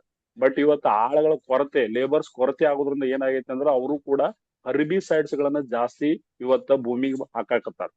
ಸೊ ಒಂದ್ ಹರ್ಬಿಸೈಡ್ ಒಂದು ಇಫೆಕ್ಟ್ ಹೆಂಗ್ ಐತೆ ಅನ್ನೋದು ಹೇಳ್ಬಿಡ್ತಾರೆ ನಿಮಗ. ಒಂದು 2 ml ಹರ್ಬಿಸೈಡ್ ಅನ್ನ ನಾವು ಕುಡ್ದಿವಪ್ಪ ಅಂತಂದ್ರ ಮನುಷ್ಯ ಇಮ್ಮಿಡಿಯೇಟ್ ಡೆತ್ ಆಗ್ತಾರೆ. ಬರೀ 2 ml ಅಷ್ಟೊಂದು ವಿಷಕಾರಿಗಳನ್ನ ನಾವ ಭೂಮಿಗೆ ಇವತ್ತು ಬಡಿತೀವಿ. ಅದು ಯಾವ ರೀತಿ ಬಡಿಯಾಕತ್ತಿದೀವಿ, ಅದಕ್ಕೆ ಏನಾದ್ರು ನಾವು ಸೇಫ್ಟಿ ಹಾಕೊಂಡ್ ನಾವು ಯೂಸ್ ಮಾಡ್ತೀವ, ಬಡಿಯವ್ರು ಕೂಡ ಅದು ಇಲ್ಲ. ಸೊ ಮಾಸ್ಕ್ ಹಾಕೊಳಂಗಿಲ್ಲ, ಒಂದ್ PPT ಹಾಕೊಳಂಗಿಲ್ಲ, ಕೈಗೊಂದ್ ಗ್ಲೋವ್ಸ್ ಹಾಕೊಳಂಗಿಲ್ಲ, ಕಾಲಿಗೆ ಒಂದು ಸಾಕ್ಸ್ ಹಾಕಂಗಿಲ್ಲ, ಬೂಟ್ ಹಾಕಂಗಿಲ್ಲ, ಏನು ಹಾಕ್ಲಾರ್ದ ನಾವು ಓಪನ್ ಆಗಿ ಅದನ್ನ ಹರ್ಬಿಸೈಡ್ ಗಳನ್ನ ಬಡ್ಕೋತ ಹೋಗ್ತೀವಿ. ಅದ್ರ ಸಮ್ ಪರ್ಸೆಂಟರೇ ನಮ್ಮ ಏರ್ದಾಗ ಕುಡ್ಕೊಂಡ ನಮ್ಮ ಒಳಗ ಶ್ವಾಸಕ್ಕೆ ಹೋದಾಗ ಅದ್ರ ಇಫೆಕ್ಟ್ ಹೆಂಗ್ ಆಗತೈತಪ್ಪ ಅಂತಂದ್ರ ನಮ್ಮಲ್ಲಿ ಮೇಜರ್ ಕ್ಯಾನ್ಸರ್ ಗಳು ಹುಟ್ಟಾಕತ್ತಾವ. ಇನ್ನೊಂದು ದೊಡ್ಡ ಇಶ್ಯೂ ಏನ್ ಬರಾಕ್ತೈತಿ ಅಂದ್ರ ಇನ್ಫರ್ಟಿಲಿಟಿ ಪ್ರಾಬ್ಲಮ್ ಬರಾತೈತಿ. ಸೊ ಮಕ್ಕಳಾಗ್ಲಾರಂತ ಒಂದ್ ಸಂಭವ ಇವತ್ತ ಬರಾಕ್ತೈತಿ. ಅಷ್ಟೊಂದು ಪರಿಣಾಮಕಾರಿ ಬೀರುವಂತ ವಿಷಕಾರಿಗಳನ್ನ ನಾವ ಭೂಮಿಗೆ ಇವತ್ತ ಹರ್ಬಿಸೈಡ್, ಜಸ್ಟ್ ಒಂದು ಹರ್ಬಿಸೈಡ್, ಇನ್ನ ಅದ ಬೇರೆ ಮತ್ ಇನ್ಸೆಕ್ಟಿಸೈಡ್ ಬೇರೆ, ಪೆಸ್ಟಿಸೈಡ್ಸ್ ಗಳು ಬೇರೆ, ಇವೆಲ್ಲ ಅದರಿಂದ ಸಾಕಷ್ಟು ಇವತ್ತು ಪ್ರತಿಯೊಬ್ಬ ರೈತರನ್ನ ಮಾತಾಡ್ಸಿ ನೋಡ್ರಿ, ಅವ್ರ ಹರ್ಬಿಸೈಡ್ ಯೂಸ್ ಮಾಡ್ತಾರ, ಪೆಸ್ಟಿಸೈಡ್ ಗಳನ್ನ ಯೂಸ್ ಮಾಡ್ತಾರ, ಪ್ಲಸ್ ಇನ್ಸೆಕ್ಟಿಸೈಡ್ ಗಳನ್ನ ಯೂಸ್ ಮಾಡ್ತಾರ. ಸೊ ಇವೆಲ್ಲ ಏನದಾವ ಅಂದ್ರ ಎಲ್ಲಾ ಕೊಲ್ಲುವನದಾವ ಹೊರತು ಬದುಕಿಸುವ ಯಾವ ಇಲ್ವ. ಸೊ ಅಂದ್ಮೇಲೆ ಈ ಜನರನ್ನ ನಾವು ಅಂತದನ್ನ ಹಾಕಿ ನಾವು ಕೂಡ ತಿಂದು ಏನಾಗತೈತಿ ಅಂದ್ರೆ ನಮ್ಮಲ್ಲಿ ಡೆತ್ ನ್ಯೂಟ್ರಿಷನ್ ಗಳನ್ನ ಜಾಸ್ತಿ ಯೂಸ್ ಆಗ್ತೇವೆ. ಏನೋ ತಿನ್ಬೇಕು ನಾವು, ಸುಮ್ ತಿನ್ನಾಕತ್ತೀವಿ, ಏನೋ ಹಣ್ಣು ತಿನ್ಬೇಕು, ಅಥವಾ ಯಾವ್ದೋ ಒಂದು ವೆಜಿಟೇಬಲ್ಸ್ ತಿಂದ್ರು ಕೂಡ ಏನಾದ್ರೂ ಬರ್ಬೇಕಾದ ಪ್ರಾಪರ್ ರುಚಿ ಬರ್ತಾ ಇಲ್ಲ, ಅದರಿಂದ ಬರ್ಬೇಕಾದಂತ ಕಲರ್ಗಳು ಬರ್ತಾ ಇಲ್ಲ, ಅದರಿಂದ ಬರ್ಬೇಕಾದಂತ ಒಂದು ಶಕ್ತಿ ಕೂಡ ನಮಗ ಬರ್ತಾ ಇಲ್ಲ ಇವತ್ತು. ಇದರಿಂದ ಏನಾಗತೈತಪ್ಪ ಅಂತಂದ್ರ ಮನುಷ್ಯನ ದೇಹದ ಮೇಲೆ ಅಡ್ಡ ಪರಿಣಾಮಗಳು ಸಾಕಷ್ಟು ಒಂದ್ ಅಡ್ಡ ಪರಿಣಾಮಗಳು ಬೀರಾಕತ್ತಾವ. ಅದರಿಂದ ನಮ್ಮ ರೋಗಗಳ ಸಂಖ್ಯೆನೂ ಹೆಚ್ಚಾಗತ್ತಾವ ಪ್ರತಿನಿತ್ಯ. ಸೊ ಇದನ್ನ ನಾವು ಏನಾದ್ರೂ ಸ್ವಲ್ಪ ಬದಲಿ ಮಾಡಬೇಕು, ನಿಸರ್ಗನ ಉಳಿಸಬೇಕು, ಮುಂದಿನ ಪೀಳಿಗೆಗೆ ಏನಾದ್ರೂ ಕೊಟ್ಟು ಹೋಗ್ಬೇಕು ಅಂತಂದ್ರ ನಾವು ಆದಷ್ಟು ಮಟ್ಟಿಗೆ ಬಯೋ ಫರ್ಟಿಲೈಸರ್ಗಳನ್ನ ಬಳಸೋದ್ ಮಾಡ್ಬೇಕು ಆಸ್ ಎ ಫಾರ್ಮರ್ ಆದವರು. ಮತ್ತ ಇನ್ನು ಜಾಸ್ತಿ ಜನರಿಗೆ ಬಯೋ ಫರ್ಟಿಲೈಸರ್ ಬದಲ ಒಂದು ಜಾಗೃತಿ ಮಾಡುವಂತ ಕೆಲಸವನ್ನ ಮಾಡ್ಬೇಕು. ಸೊ ಅವಾಗ್ ಮಾಡಿದಾಗ ನಾವು ಒಳ್ಳೆ ಒಂದು ನಿಸರ್ಗಕ್ಕೆ ಒಂದು ಕೊಡುಗೆಯನ್ನ ಕೊಟ್ಟಾಗ ಆಗ್ತದೆ. ಇವತ್ ನೋಡ್ರಿ ನಾವು ಸಾಕಷ್ಟು ನಮ್ ಕಡೆ ಹಣ ಇರ್ಬೋದು, ಐಶ್ವರ್ಯ ಇರ್ಬೋದು, ಬಂಗಾರ ಇರ್ಬೋದು, ಏನ್ ಇರ್ಬೋದು, ಬಟ್ ಭೂಮಿಯಾಗ ಬೆಳಿನ ಇರ್ಲಿಲ್ಲ ತಿಂದು ಬದುಕಕ್ ಆಗ್ತೈತ್ರಿ? ಇದು ಆಗಂಗಿಲ್ಲ, ಚಾನ್ಸೇ ಇಲ್ಲ. ಬಟ್ ನಮಗ ಆಹಾರ ಬೇಕೇ ಬೇಕು, ಪ್ರತಿಯೊಬ್ಬರಿಗೆ ಆಹಾರ ಬೇಕು, ನೀರ್ ಬೇಕು. ಸೊ ಇವತ್ತು ಅತಿಯಾದ ಫರ್ಟಿಲೈಸರ್ಗಳು ಬಳಸೋದ್ರಿಂದ ನೀರಿನ ಗುಣಮಟ್ಟ ಕೂಡ ಇವತ್ತು ಹಾಳಾಗೈತಿ ಇವತ್ತು. ಸೊ ಇವತ್ತು ಹೆಂಗ್ ಪರಿಸ್ಥಿತಿಗಳು ಬರಾತಾವ ಅಂದ್ರ ನೀರ್ ಕುಡಿದ್ರೂ ವಿಷ ಕುಡ್ದಂಗ ಅವು ಪರಿಸ್ಥಿತಿಗಳು ಇನ್ನೂ ಸ್ವಲ್ಪ ದಿನದಾಗ ನಮಗ್ ಬರ್ತಾ ಇವ. ಸೊ ಹಂಗಾಗಿ ಆದಷ್ಟು ಮಟ್ಟಿಗೆ ನಾವು ರೈತರಿಗೆ ಬಯೋ ಫರ್ಟಿಲೈಸರ್ಗಳನ್ನ ನಾವು ಪರಿಚಯ ಮಾಡೋದನ್ನ ಮಾಡ್ಬೇಕಾಗೈತಿ. ಅದಕ್ಕ ಒಂದು ಅದ್ಭುತವಾದ ಕೆಲಸವನ್ನ ನಮ್ಮ ಕಂಪನಿ DXN ಕಂಪನಿ ನಮಗ ಬಯೋ ಫರ್ಟಿಲೈಸರ್ ಮುಖಾಂತರ ನಮಗ ಪರಿಚಯವನ್ನ ಮಾಡಿಕೊಟ್ಟೈತಿ. ಸೊ ಅದಕ್ಕ ನಾವು ಬಯೋ ಫರ್ಟಿಲೈಸರ್ಗಳನ್ನ ಯಾಕೆ ಯೂಸ್ ಮಾಡ್ಬೇಕು ಅಂತಂದ್ರ, ಫಸ್ಟ್ ನೋಡ್ರಿ ನಮಗ ಆಧುನಿಕ ಕೃಷಿ ಸವಾಲುಗಳು ಯಾವ ತರ ಅದಾವ ಅನ್ನೋದನ್ನ ನಾವು ಫಸ್ಟ್ ತಿಳ್ಕೊಬೇಕು. ಸೊ ಇಲ್ಲಿ ಏನ್ ಪ್ರಾಬ್ಲಮ್ ಆಗತೈತಪ್ಪ ಅಂತಂದ್ರ, ಈಗ ಪ್ರೆಸೆಂಟ್ ನಮ್ದು ಅಗ್ರಿಕಲ್ಚರ್ ಸಿಸ್ಟಮ್ ನಾಗ ಏನ್ ಪ್ರಾಬ್ಲಮ್ ಆಗುತ್ತದೆ, ಅತಿಯಾದ ನೀರಾವರಿ. ನಾವು ನೀರ್ ಐತೆ ಸಿಕ್ಕಾಪಟ್ಟೆ ನೀರ್ ಬಿಡುದು ಮತ್ತು ಅತಿಯಾದ ರಾಸಾಯನಿಕ ಗೊಬ್ಬರ ಬಳಕೆ ಮಾಡೋದ್ರಿಂದ ಏನಾಗತ್ತಾವ ಅಂದ್ರ ಭೂಮಿಯಾಗ ಇರತಕ್ಕಂತ ಪೋಷಕಾಂಶಗಳು ಸವಕಳಿಯಾಗಿ ಹೋಗ್ಬಿಟ್ಟಾವ, ಎಲ್ಲಾ ಖಾಲಿ ಆಗ್ಯಾವ. ಸೊ ಇದರಿಂದ ಏನಾಗ್ತೈತಿ, ನಾವ್ ಏನ ನ್ಯೂಟ್ರಿಷನ್ ಕೊಟ್ರು ಅದು ಟ್ರಾನ್ಸ್ಫರ್ ಮಾಡುವಂತ ಕೆಲಸ ಯಾವ್ದು ಮಾಡ್ತೈತಿ, ಮಣ್ಣು ಸಾಯಿಲ್ ಮಾಡ್ಬೇಕು. ಸೊ ಅದಕ್ಕ ಶಕ್ತಿನ ಇಲ್ಲ ಇವತ್ತು, ಅದ್ರೊಳಗೆ ಇರ್ತಕ್ಕಂತ ಒಂದ ನ್ಯೂಟ್ರಿಷನ್ಸ್ ಕೂಡ ಸರಿಯಾಗಿ ಇಲ್ಲ ಇವತ್ತು. ಸೊ ಇದರಿಂದ ಏನೊಂದ್ ಆಗಾಕತೈತಪ್ಪ ಅಂತಂದ್ರ ಮಣ್ಣಿನ ಗುಣಮಟ್ಟ ಹಿನ್ಸಾಕತೈತಿ, ಅಂದ್ರೆ ಕಡಿಮೆ ಆಗಾಕತೈತಿ, ಡಿಗ್ರೇಡೇಷನ್ ಆಗಾಕತೈತಿ. ಸೊ ನಾವು ಈ ಪದ್ಧತಿಗಳಿಗೆ ಗುಣಮಟ್ಟವನ್ನ ಕುಗ್ಗಿಸಲು ಪೋಷಕಾಂಶಗಳ ಲಭ್ಯತೆಯನ್ನ ಕಡಿಮೆ ಮಾಡ್ತಾ ಇದೀವಿ. ಕಳಪೆ ಬೆಳೆ ಕಾರ್ಯಕ್ಷಮತೆ ಇವತ್ತು ನಡೆಯಾಗ್ತೈತಿ, ಅಂದ್ರೆ ಬೆಳೆಗಳು ಕೂಡ ನಮ್ಮಲ್ಲೇ ಕರೆಕ್ಟ್ ಆಗಿ ಗುಣಮಟ್ಟದ ಬೆಳೆಗಳು ಬರ್ತಾ ಇಲ್ಲ. ಸೊ ಇದು ಮಾಡರ್ನ್ ಒಂದು ಕೃಷಿ ಚಾಲೆಂಜ್ ಅಂತ ಹೇಳ್ಬೋದು. ಸೊ ಎಲ್ಲರಿಗೂ ಗುರುತಿಲ್ಲ, ನಾವು ಏನೋ ನ್ಯೂಟ್ರಿಷನ್ ಬೈ ಫರ್ಟಿಲೈಸರ್ ಮುಖಾಂತರ ನಾವು ಹಾಕಾಕತ್ತೀವಿ ಅಂದ್ರ ಸೊ ಅಲ್ಲಿ ಎಕ್ಸಸ್ ಹಾಕಾಕತ್ತೀವಿ ನಾವು, ಎಷ್ಟ್ ಬೇಕಲ್ಲ ಅಟ್ ಹಾಕ್ತಾ ಇಲ್ವ. ಸೊ ಅದ ನಮ್ದು ಭೂಮಿದ ಒಂದು ಅದ್ಭುತ ಕೆಲಸ ಹೆಂಗೈತಪ್ಪ ಅಂತಂದ್ರ, ನಾವು ಯಾವ್ದೇ ನ್ಯೂಟ್ರಿಷನ್ಸ್ ಅನ್ನು ಭೂಮಿ ಕೊಟ್ಟಾಗ ಅದನ್ನ ಟ್ರಾನ್ಸ್ಫರ್ ಮಾಡಿ ಬೆಳೆ ಕೊಡುವಂತ ಕೆಲಸ ಈ ಮಣ್ಣು ಮಾಡ್ತೈತಿ. ಸೊ ಅದಕ್ಕ ಆ ಮಣ್ಣಿಗೆ ಒಂದು ಅದ್ಭುತವಾದ ಶಕ್ತಿ ಕೊಟ್ಟೈತಲ್ಲ, ಆ ಶಕ್ತಿನ ಇವತ್ತ ಟೋಟಲ್ ಹಾಳಾಗಿ ಹೋಗ್ಬಿಟ್ಟೈತಿ. ಸೊ ಇದನ್ನ ನಾವು ಸರಿ ಮಾಡ್ಬೇಕಂದ್ರ ಆದಷ್ಟು ಜೈವಿಕ ಗೊಬ್ಬರಗಳನ್ನ, ಆರ್ಗ್ಯಾನಿಕ್ ಗೊಬ್ಬರಗಳನ್ನ, ಕೊಟ್ಟಿಗೆ ಗೊಬ್ಬರ ಆಗಿರ್ಬೋದು ಅಥವಾ ಕೋಳಿ ಗೊಬ್ಬರ ಆಗಿರ್ಬೋದು, ಇಂಥ ಗೊಬ್ಬರಗಳನ್ನ ಜಾಸ್ತಿ ಬಳಸುತ್ತಾ ಹೋದ್ರ ಆಟೋಮೆಟಿಕ್ ಮತ್ ನಾವು ಅದನ್ನ ರೀಬಿಲ್ಡ್ ಮಾಡಬಹುದು, ಮತ್ತೆ ನ್ಯೂಟ್ರಿಷನ್ಸ್ ಗಳನ್ನ ನಾವು ಅಲ್ಲೇ ತುಂಬಬಹುದು. ಸೊ ಜೈವಿಕ ಗೊಬ್ಬರಗಳ ಭರವಸೆ ಏನ್ ಕೊಡ್ತೈತಪ್ಪ ಅಂತಂದ್ರ, ಸೊ ನಮಗ ಮಣ್ಣಿನಾಗ ಪೋಷಕಾಂಶಗಳನ್ನ ಪುನಃ ತುಂಬಿಸಲು ಇದ ಹೆಲ್ಪ್ ಮಾಡ್ತದ. ಮುಂದ ನೈಸರ್ಗಿಕ ಮತ್ತ ಸಸ್ಟೈನೇಬಲ್ ಕೃಷಿಯನ್ನ ಮಾಡಾಕ ನಮಗ ಬಹಳ ಒಂದು ಉಪಯೋಗಕಾರಿ ಬಯೋ ಫರ್ಟಿಲೈಸರ್ ಅಂತ ಹೇಳ್ಬೋದು. ಸೊ ನೋಡ್ರಿ ಮುಂದಿನ ಫ್ಯೂಚರ್ದಾಗ ನಾವು ಏನಾದ್ರು ಉಳಿಸಬೇಕಾಗಿತ್ತು, ಮಣ್ಣಿನ ಪೋಷಕಾಂಶಗಳನ್ನ ಉಳಿಸಿ ಹೋಗ್ಬೇಕಾಗಿತ್ತು ಅಂದ್ರೆ ನಾವು ಈ ಬಯೋ ಫರ್ಟಿಲೈಸರ್ಗಳನ್ನ ನಾವು ಆದಷ್ಟು ಮಟ್ಟಿಗೆ ಜಾಸ್ತಿ ಬಳಸಬೇಕು. ಸೊ ಇದರಿಂದ ಜೈವಿಕ ಗೊಬ್ಬರಗಳ ಪ್ರಯೋಜನಗಳು ಏನಾಗ್ತಾವಪ್ಪ ಅಂತಂದ್ರ, ಅವ ಅತಿ ಫಲವತ್ತತೆಯನ್ನ ಸುಧಾರಣೆ ಮಾಡ್ತಾ ಹೋಗ್ತಾವ ಮತ್ತು ಉತ್ತಮ ಇಳುವರಿಯನ್ನ ಕೊಡಾಕ ನಮಗ ಸಹಾಯ ಮಾಡ್ತಾವ. ಇವತ್ ನಾವು ಎಷ್ಟೇ ಖರ್ಚು ಮಾಡಿದ್ರು ಕೂಡ ಇಳುವರಿ ನಮಗ್ ಕಡಿಮೆ ಬರ್ತಾವ ಫರ್ಟಿಲೈಸರ್ ದಿಂದ. ಬಟ್ ನಾವು ಬಯೋ ಫರ್ಟಿಲೈಸರ್ ಗಳನ್ನ ಆಡ್ ಮಾಡೋದ್ರ ಮುಖಾಂತರ, ಸೊ ಅದಕ್ಕೆ ಯಾವ ರೀತಿ ಆಡ್ ಮಾಡ್ಬೇಕು, ಏನ್ ಮಾಡ್ಬೇಕು, ಅದಕ್ಕೊಂದ್ ಹಂತ ಐತಿ. ಸೊ ಆ ಪ್ರಕಾರ ನಾವು ಆಡ್ ಮಾಡ್ತಾ ಹೋದಂತೆ ಆ ಫಲವತ್ತತೆ, ಭೂಮಿ ಫಲವತ್ತತೆ ಹೆಚ್ಚಾಗ್ತೈತಿ. ಮುಂದ ಫಲವತ್ತತೆ ಸುಧಾರಣೆ ಮಾಡಕ್ ನಾವು ಬಳಸಕ್ ಸಾಧ್ಯತೆ ಐತಿ, ಇಳುವರಿಯನ್ನ ಜಾಸ್ತಿ ತಗೊಳಕ ಸಾಧ್ಯತೆ ಆಗ್ತೈತಿ. ಮತ್ತ ಸಸ್ಯಗಳನ್ನ ಅಂದ್ರೆ ಬೆಳೆಗಳನ್ನ ಅಭಿವೃದ್ಧಿ ಪಡಿಸುವಂತ ಕೆಲಸವನ್ನ ಇವ್ ಕೆಲಸ ಮಾಡ್ತಾವ. ನಾವು ಏನ ಮಾಡಿದ್ರು ಕೂಡ ನಮಗ ರೈತರಿಗೆ ಏನ್ ಬೇಕಾಗೈತಿ, ದುಡ್ಡು ಬೇಕಾಗೈತಿ. ಸೊ ದುಡ್ಡು ಬೇಕಾಗಿತ್ತು ಅಂದ್ರೆ ಅದನ್ನ ನಾವು ಯಾವ ರೀತಿ ಅವ್ರಿಗೆ ಹೆಚ್ಚು ಇಳುವರಿನ ತಕ್ಕೊಳಕ್ ಸಾಧ್ಯತೆ ಐತಿ ಅನ್ನೋದನ್ನ ನಾವು ಕ್ಲಿಯರ್ ಆಗಿ ರೈತರಿಗೆ ಇವತ್ತ ನಾವು ತಿಳಿಸೋದ್ರ ಮುಖಾಂತರ ಈ ಬಯೋ ಫರ್ಟಿಲೈಸರ್ ಗಳನ್ನ ನಾವು ಪರಿಚಯ ಮಾಡ್ಬೋದು. ಸೊ ಹಂಗಾಗಿ ನಾವು ಬಯೋ ಫರ್ಟಿಲೈಸರ್ ಆಲ್ರೆಡಿ ನಾನು ಹೇಳಿದ್ ನಮ್ಗೆ ಯಾಕೆ ನಾವು ಬಯೋ ಫರ್ಟಿಲೈಸರ್ ಗಳನ್ನ ಬಳಸಬೇಕಾಗಿತ್ತು ಅಂದ್ರೆ ನಮ್ಮ ಸುಸ್ಥಿರವಾದ ಒಂದು ಕೃಷಿಯನ್ನ ನಾವು ಮಾಡೋದಕ್ಕೋಸ್ಕರ ಬಳಸಬೇಕಾಗಿತ್ತು, ಭೂಮಿಯನ್ನ ಉಳಿಸೋದಕ್ಕೋಸ್ಕರ ಬೇಕಾಯ್ತು. So DXN bio fertiliser vision ಏನೈತೆ ಅನ್ನೋದು ಫಸ್ಟ್ ಆಗಿ ನಾವು ತಿಳ್ಕೊಂಡ್ರೆ ಗುರುತಾಗ್ತೈತಿ. ಸೊ ಪ್ರತಿಯೊಬ್ಬ ರೈತರ ಜೀವನದಲ್ಲಿ ಸಮೃದ್ಧಿಯನ್ನ ತರಾಕ ಈ ಬಯೋ ಫರ್ಟಿಲೈಸರ್ ಗಳನ್ನ ಕಂಪನಿ ನಮ್ಗೆ ಕೊಟ್ಟಿದೆ. ಸೊ ಯಾಕಂದ್ರೆ ಎಲ್ಲರಿಗೂ ರೈತರಿಗೆ ಏನ್ ಬೇಕಾಯ್ತು, ಇಳುವರಿ ಜಾಸ್ತಿ ಬೇಕು, ಅದರಿಂದ ನಮ್ಗೆ ಆದಾಯ ಜಾಸ್ತಿ ಬರಬೇಕು ಅಂತ ಎಲ್ಲರದು ರೈತರದ್ದು ಅಪೇಕ್ಷೆ ಇದ್ದೇ ಇರ್ತೈತಿ, ಹೌದಾ? ಸೊ ಅಂದ್ಮೇಲೆ ನಾವು ಈ ಬಯೋ ಫರ್ಟಿಲೈಸರ್ ಗಳನ್ನ ಬಳಸೋದ್ರಿಂದ ಆದಷ್ಟು ಇಳುವರಿಗಳನ್ನ ಹೆಚ್ಚು ತಗೊಳಕ ಸಾಧ್ಯತೆ ಐತಿ. ಬಟ್ ನಾವು ಗಡಬಡಿಸಿ ಏನಾದ್ರು ಎಲ್ಲಾ ನಮೂನ ಯೂಸ್ ಮಾಡ್ರಿ, ಬಯೋ ಫರ್ಟಿಲೈಸರ್ ಹಾಕ್ರಿ ಅಂದ್ವಿ ಅಂದ್ರೆ ಸದ್ಯದ ಮಟ್ಟಿಗೆ ಆತರ ಯಾರು ಮಾಡಾಕ್ ಹೋಗ್ಬೇಡ್ರಿ. ಅದಕ್ಕೊಂದ್ ಸಿಸ್ಟಮ್ ಐತಿ, ಆ ಸಿಸ್ಟಮ್ ಪ್ರಕಾರ ನಾವು ಈ ಬಯೋ ಫರ್ಟಿಲೈಸರ್ ಗಳನ್ನ ಆಡ್ ಮಾಡ್ತಾ ಹೋಗ್ಬೇಕಾಗ್ತೈತಿ. ಅವಾಗ ಯಾಕಂದ್ರೆ ಈ ಉದಾಹರಣೆ ಯಾಕೆ ಹೇಳ್ಬೇಕಂದ್ರ ಇವತ್ತ 40-50 ವರ್ಷದಿಂದ ಎಲ್ಲರೂ ಬಯೋ ಫರ್ಟಿಲೈಸರ್ ಅನ್ನ ಯೂಸ್ ಮಾಡ್ತಾ ಬಂದಿರ್ತಾರಲ್ಲ, ಅವ್ರು ನಾವು ಒಮ್ಮೆ ಬಯೋ ಫರ್ಟಿಲೈಸರ್ ಬಟ್ ಆರ್ಗ್ಯಾನಿಕ್ ಅನ್ನು ಹಾಕ್ಸಿದ್ವಿ ಅಂದ್ರೆ ಸೊ ಅಲ್ಲೇ ರಿಸಲ್ಟ್ ಬರೋದು ಅಥವಾ ಈಲ್ಡ್ ಬರೋದು ಬಹಳ ಕಡಿಮೆ ಆಗ್ತೈತಿ.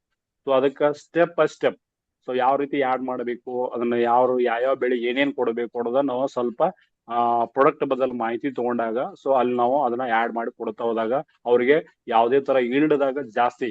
ಈಗ ಎಕ್ಸಾಂಪಲ್ ನಮ್ಮಲ್ಲಿ ಕಬ್ಬಿಗೆ ಆದ್ರೆ ನಾವು ಅಟ್ಲೀಸ್ಟ್ ಒಂದು ಖರ್ಚಿನಾಗ ಬಯೋ ಫರ್ಟಿಲೈಸರ್ ಖರ್ಚುಗಳನ್ನ ಆಡ್ ಮಾಡಿಸಿ ಅವ್ರ 40-50 ಟನ್ ಬೆಳೆಯುವಲ್ಲಿ ನಾವ್ ಒಂದು 5 ಟನ್ ಹೆಚ್ಚು ಬೆಳೆಸ್ಕೊಟ್ರು ಅವರ ಖುಷಿಯಿಂದ ಒಪ್ತಾರೆ. ಸೊ ಅಂತ ಕೆಲಸಗಳನ್ನ ನಾವು ಇವತ್ತ ಬಯೋ ಫರ್ಟಿಲೈಸರ್ ಮುಖಾಂತರ ಮಾಡ್ಬೇಕಾಗಿತಿ. ಸೊ ಇನ್ನೊಂದು ಅದ್ಭುತವಾದ ಏನಂದ್ರೆ expand our network in rural area. So ಈ ಒಂದು ಬಯೋ ಫರ್ಟಿಲೈಸರ್ ಪ್ರಾಡಕ್ಟ್ ಗಳಿಂದ ನಾವು ಎಲ್ಲಾ ಹಳ್ಳಿಗಳನ್ನು ಕನೆಕ್ಟ್ ಮಾಡ್ಕೊಳಕ ಸಾಧ್ಯತೆ ಐತಿ. ಇದರಿಂದ ಏನ್ ಒಂದ್ ದೊಡ್ಡ ಲಾಭ ಆಗ್ತೈತಿ ಅಂದ್ರೆ ನಮಗ್ ಆದಷ್ಟು ಕಸ್ಟಮರ್ ಜಾಸ್ತಿ ಆಗ್ತಾರ ಮುಂದೆ, ಹಾಗೆ ನೆಟ್ವರ್ಕ್ ಅನ್ನು ಜಾಸ್ತಿ ಬಿಲ್ಡ್ ಮಾಡಕ ಸಾಧ್ಯತೆ ಆಗ್ತೈತಿ. ಹಳ್ಳಿಗೂ ನಮ್ ನೆಟ್ವರ್ಕ್ ಇವತ್ತು DXN ಪರಿಚಯ ಆಗ್ತೈತಿ. ಸೊ ಇವತ್ತು ನಮ್ದು DXN ಪ್ರಾಡಕ್ಟ್ ಬಹಳ ಹೆಲ್ತ್ ದಾಗ ಅದ್ಭುತ ಪ್ರಾಡಕ್ಟ್ ಗಳು ಇದ್ರು ಕೂಡ ಎಷ್ಟೋ ಹಳ್ಳಿಗಳಿಗೆ ಪರಿಚಯ ಇಲ್ಲ, ಎಷ್ಟೋ ಜನರಿಗೆ DXN ಅದನ್ನ ಗುರುತಿಲ್ಲ, DXN ಇರ್ತಕ್ಕಂಥ ಪ್ರಾಡಕ್ಟ್ ಗಳು ಏನದಾವ ಅನ್ನೋದು ಗುರುತಿಲ್ಲ. ಸೊ ಇಲ್ಲಿ ಒಂದು ಬೆನಿಫಿಟ್ ಏನಾಗ್ತೈತಪ್ಪ ಅಂತಂದ್ರೆ ಈ ಬಯೋ ಫರ್ಟಿಲೈಸರ್ ಮುಖಾಂತರ ಆ ಹಳ್ಳಿಗೆ ಹೋದಾಗ ಸೊ ಅಲ್ಲೇ ನಮ್ದ ಹೆಲ್ತ್ ಪ್ರಾಡಕ್ಟ್ಗಳು ಕೂಡ ನಾವು ಈಸಿಯಾಗಿ ಪರಿಚಯ ಮಾಡ್ಕೊಳಕ ಸಾಧ್ಯ ಆಗ್ತೈತಿ. ಒಟ್ಟಾರೆಯಾಗಿ ಎಲ್ಲಾ ಕಡೆ ನಮ್ಮವ್ರು ಎಲ್ಲಾ ಏರಿಯಾದಾಗೂ ನಮ್ ನೆಟ್ವರ್ಕ್ ಅನ್ನ ಬಿಲ್ಡ್ ಮಾಡಕ ಸಾಧ್ಯತೆ ಐತಿ. ಸೊ ಇನ್ನೊಂದ್ ದೊಡ್ಡ ಅದ್ಭುತ ಲಾಭ ಏನ್ ಮಾಡಿ ಕೊಡ್ತೈತಿ ಅಂದ್ರ ಈಗ ಸಾಕಷ್ಟು ಎಲ್ಲರೂ ಕೆಮಿಕಲ್ ಮೇಲೆ ಏನ್ ಡಿಪೆಂಡೆನ್ಸಿ ಇದಾರಲ್ಲ, ಸೊ ಅದನ್ನ ನಾವ ಕಡಿಮೆ ಮಾಡಕ ಸಾಧ್ಯತೆ ಐತಿ ಈ ಬಯೋ ಫರ್ಟಿಲೈಸರ್ ಮುಖಾಂತರ. ಸೊ ಅದನ್ನ ನಾವು ಸ್ಟೆಪ್ ಬೈ ಸ್ಟೆಪ್ ಅದನ್ನ ಆಡ್ ಮಾಡುತ್ತಾ ಹೋದಂತೆ ಅಲ್ಲೇ ನಮಗ ಎಲ್ಲವನ್ನ ಪಡ್ಕೊಳಕ ಸಾಧ್ಯತೆ ಐತಿ. ಆತರ ನಾವ ಬಯೋ ಫರ್ಟಿಲೈಸರ್ ಗಳನ್ನ ಬಳಸಬಹುದು. ಅದ್ರ ಫರ್ಟಿಲೈಸರ್ ಡಿಪೆಂಡೆನ್ಸಿಯನ್ನ ನಾವು ಕಡಿಮೆ ಮಾಡಬಹುದು. ಸೊ ಎಷ್ಟೋ ಜನರಿಗೆ ಗುರುತಿಲ್ಲ, ಎಲ್ಲಾ ಫರ್ಟಿಲೈಸರ್ ಹಾಕಿದಾಗ ನಮ್ ಬೆಳಿ ಬರ್ತೈತಿ ಸೊ ಹಂಗತ್ ಎಲ್ಲಾರು ತಿಳ್ಕೊಂಡಿರ್ತಾರ. ಬಟ್ ಇಲ್ಲೇ ನಾವ ವಿತೌಟ್ ಫರ್ಟಿಲೈಸರ್ ಇಲ್ದನೂ ಬೆಳ್ಯಾಕ ಸಾಧ್ಯತೆ ಐತಿ. ನಮ್ಮಲ್ಲಿ ಸಾಕಷ್ಟು ಜನ ಇವತ್ತು ಆರ್ಗ್ಯಾನಿಕ್ ಗಳದಾಗನ ಜಾಸ್ತಿ ಬೆಳಿತಾ 80 ಟನ್ನು 90 ಟನ್ನು ಕಬ್ಬನ್ನ ಇಳುವರಿ ತಕೊಳತಾರ. ಸೊ ಅಂತ ಅವ್ರ ಒಂದ್ ಕಾಳು ಯೂರಿಯಾ ಗೊಬ್ಬರನು ಬಳಸಂಗಿಲ್ಲ, ಒಂದ್ ಯಾವ್ದೋ ರಾಸಾಯನಿಕ ಗೊಬ್ಬರ ಹಾಕಂಗಿಲ್ಲ. ಸೊ ಆದ್ರೂ ಕೂಡ ಅವ್ರದ 80-90 ಟನ್ ಕಬ್ಬು ತೆಗಿತಾರ. ಬಟ್ ಕೆಲವೊಂದ್ ಜನ ಹೈಯೆಸ್ಟ್ ರಾಸಾಯನಿಕಗಳನ್ನ ಬಳಸ್ತಾರ, ಅವರು ಇಳುವರಿ ಹೆಂಗದಪ್ಪ ಅಂತಂದ್ರ 35-40 ಟನ್.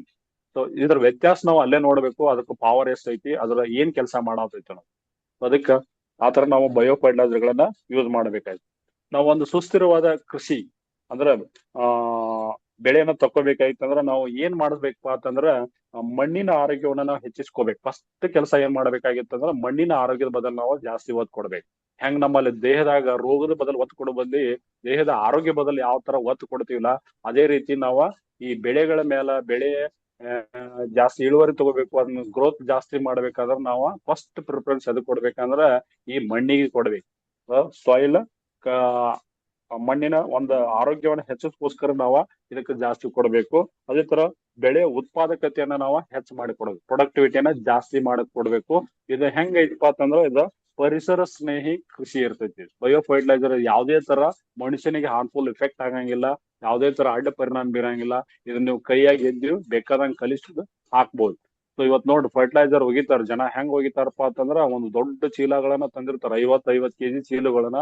ಅವನ ಎಲ್ಲಾ ಕಡೆ ಸುರುವಿ ಬಿಟ್ಟ 7-8 ಬ್ಯಾಗ್ ಸುರುವಿ ಬಿಟ್ಟ ಓಪನ್ ಕೈಲಿ ಕಲಿಸ್ತಿರ್ತಾರ. ಹಂಗೆ ಕಾಲಿಗೇನು ಒಂದ್ ಬೂಟ್ ಹಾಕೊಳಂಗಿಲ್ಲ, ಅಲ್ಲೂ ಓಪನ್ ಕಾಲೇ ತುಳಿತಾ ಕಲಿಸ್ತಿರ್ತಾರ. ಅದರಿಂದ ಸಾಕಷ್ಟು ಅವ್ರ ದೇಹದ ಮೇಲೆ ಆರೋಗ್ಯದ ಮೇಲೆ ಎಷ್ಟು ಅಡ್ಡ ಪರಿಣಾಮ ಬೀರ್ತಾವ ಇವತ್ತು ಯಾರು ರೈತರಿಗೂ ಮಾಡಿಲ್ಲ. ಯಾಕಂದ್ರೆ ಹುಮ್ಮುಗುತಿ ರೈತರು. ನಾವ್ ಏನೆಲ್ಲ ಆಗಂಗಿಲ್ಲ, ನಮಗೇನ್ ನಾವ್ ಬಿಸಿಲಾಗ ದುಡಿತೀವಿ, ನಮಗೆ ಯಾವ್ದೇ ತರ ರೋಗ ಬರಂಗಿಲ್ಲ, ಅದ್ ಬರಂಗಿಲ್ಲ, ಅವ್ರ ಒಂದೊಂದು ತಪ್ಪು ಕಲ್ಪನೆಗಳದಾವಲ್ಲ. ಸೊ ಆ ಕಲ್ಪನೆಗಳನ್ನ ನಾವು ಆದಷ್ಟು ಮಟ್ಟಿಗೆ ಅವರಿಗೆ ಎಚ್ಚರಿಸೋ ಮುಖಾಂತರ ಸೊ ನಾವು ಬಯೋ ಫರ್ಟಿಲೈಸರ್ಗಳನ್ನ ಅವರಿಗೆ ಪರಿಚಯ ಮಾಡ್ಕೊಡಕ ಸಾಧ್ಯತೆ ಐತಿ. ಸೊ ಅದಕ್ಕೆ ಇವ ಎಲ್ಲಾ ಏನದಾವ ಅಂದ್ರ ಪರಿಸರ ಸ್ನೇಹಿ ಪ್ರಾಡಕ್ಟ್ಗಳು ಇವು ಅದಾವ. ಸೊ ಇಲ್ಲಿ ಆ ಅಗ್ರೋ ಸೊಲ್ಯೂಷನ್ ಗಳನ್ನ ನಾವು ಫಸ್ಟ್ ಪರಿಚಯ ಯಾವ ರೀತಿ ಮಾಡಬೇಕು ಅಂತಂದ್ರೆ ಫೋಕಸ್ ಆನ್ ಸಾಯಿಲ್ ಹೆಲ್ತ್ ಅಂತ ಆಲ್ರೆಡಿ ಹೇಳಿದ್ವಿ. ನ್ಯೂಟ್ರಿಷನ್ ಅಬ್ಸರ್ಪ್ಷನ್ ನಾವು ಏನ್ ಮಾಡ್ಬೇಕಂದ್ರ ಆದಷ್ಟು ಮಣ್ಣಿನ ಫಲವತ್ತತೆ ಬದಲು ಜಾಸ್ತಿ ಒತ್ತು ಕೊಡಬೇಕು. ಮಣ್ಣಿನ ಆರೋಗ್ಯ ಮತ್ತು ಪೋಷಕಾಂಶಗಳ ಹೀರಿಕೊಳ್ಳುವಿಕೆ ಮೇಲೆ ನಾವು ಕೇಂದ್ರೀಕರಿಸಬೇಕು. ಫಸ್ಟ್ ನಾವ್ ಏನಾದ್ರೂ ಈ ಪ್ರಾಡಕ್ಟ್ ಗಳ ಬದಲು ಮಾಹಿತಿ ಕೊಡಕ್ ಹೋದಾಗ ಮಣ್ಣಿನ ಆರೋಗ್ಯ ಮತ್ತ ಆ ಮಣ್ಣಿನಾಗಿರ್ತಕ್ಕಂಥ ಹೀರಿಕೊಳ್ಳೋ ಶಕ್ತಿ ಯಾವ ತರ ಐತೆ ಅನ್ನೋದನ್ನ ನಡಿತೈತೆ ಅನ್ನೋದನ್ನ ನಾವು ಅವರಿಗೆ ಪರಿಚಯ ಮಾಡ್ಬೇಕು. ಕೃಷಿ ಪರಿಹಾರಗಳನ್ನ ಮಣ್ಣಿನ ಆರೋಗ್ಯವನ್ನು ಪುನಃಸ್ಥಾಪಿಸುವುದು. ಆರೋಗ್ಯದಾಗ ಅದನ್ನ ಮಣ್ಣಿನಲ್ಲಿ ಇರ್ತಕ್ಕಂಥ ಎಲ್ಲಾ ಆರೋಗ್ಯವನ್ನ ಅದ ಪುನಃಸ್ಥಾಪಿತ ಮಾಡಕ ಇವ ಆ ಬಯೋ ಫರ್ಟಿಲೈಸರ್ಗಳ ಯೂಸ್ ಆಗ್ತಾವ ಅನ್ನೋದನ್ನ ತಿಳಿಸ್ಕೊಡ್ಬೇಕು. ಮತ್ತ್ ಅದೇ ತರ ಪೋಷಕಾಂಶಗಳ ಹೀರುವಿಕೆಯನ್ನ ಸುಧಾರಣೆ ಮಾಡ್ತಾವೆ. ಸೊ ಇವ ಬಯೋ ಫರ್ಟಿಲೈಸರ್ಗಳು ಹೀರಿಕೊಳ್ಳೋ ಶಕ್ತಿಯನ್ನ ಕಡಿಮೆ ಮಾಡ್ತಾವ, ಬಟ್ ಇವ ಹೀರಿಕೊಳ್ಳೋ ಶಕ್ತಿಯನ್ನ ಜಾಸ್ತಿ ಮಾಡ್ತಾ ಹೋಗ್ತಾವ. ಮತ್ತ ಸಸ್ಯಗಳಿಗೆ ನೈಸರ್ಗಿಕ ಬಲವನ್ನ ಹೆಚ್ಚು ಕೊಡ್ತಾವೆ. ನ್ಯಾಚುರಲ್ ಗ್ರೋತ್ ಅನ್ನ ಜಾಸ್ತಿ ಮಾಡಕ ಅದ್ರ ಮೇಲೆ ಕೇಂದ್ರೀಕೃತ ಇವು ಬಯೋ ಪ್ರಾಡಕ್ಟ್ಗಳು ಕೆಲಸ ಮಾಡ್ತಾವ.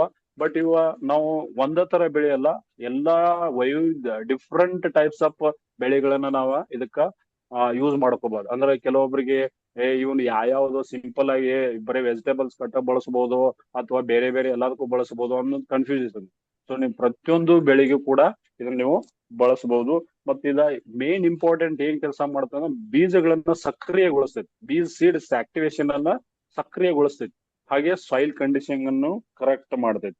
ಸೊ ನಮ್ಮಲ್ಲಿ ನೋಡ್ರಿ, ನಾವು ಬೀಜ ಭೂಮಿಯಾಗೆಲ್ಲ ಗೊಬ್ಬರ ಒಗಿತೀವಿ, ಒಗದ್ ಬಿಟ್ಟ ಅಲ್ಲಿ ನಾವು ಬೀಜೋಪಚಾರ ಮಾಡ್ಲಾರದ ಹಾಕಿದೀವಿ ಅಂದ್ರ ಭೂಮಿಯಾಗ ಅದ ಸೀಡ್ ಆಕ್ಟಿವೇಟ್ ಆಗ್ಲಿಲ್ಲ, ಸಕ್ರಿಯಗೊಳ್ಳಿಲ್ಲ, ಅದ್ರಲ್ಲಿ ಜರ್ಮಿನೇಷನ್ ಅನ್ನ ಆಗಂಗಿಲ್ಲ. ಸೊ ಹಿಂಗಾಗಿ ಎಷ್ಟೋ ಬೆಳೆಗಳು ಫೇಲ್ ಆಗ್ತಾವ. ಯಾಕಂದ್ರೆ ಅತಿಯಾದ ನೀರ, ಅತಿಯಾದ ಫರ್ಟಿಲೈಸರ್ ಯೂಸ್ ಮಾಡೋದ್ರಿಂದ ಅಲ್ಲೇ ಕೆಲವೊಂದು ಫಂಗಸ್ಗಳು ಇರ್ತಾವ ಭೂಮಿಯಾಗ, ಕೆಲವೊಂದು ವೈರಸ್ಗಳು ಇರ್ತಾವ, ಅವು ಬಂದ ಬೀಜನ ಅಟ್ಯಾಕ್ ಮಾಡ್ತಾವ. ಕೆಲವೊಂದ್ ನಮ್ಮಲ್ಲಿ ಇನ್ಸೆಕ್ಟಿಸೈಡ್ಗಳು ಇರ್ತಾವ, ಸೂಕ್ಷ್ಮ ಅಂದ್ರೆ ಕೆಟ್ಟ ಕೀಟಗಳು ಇರ್ತಾವ.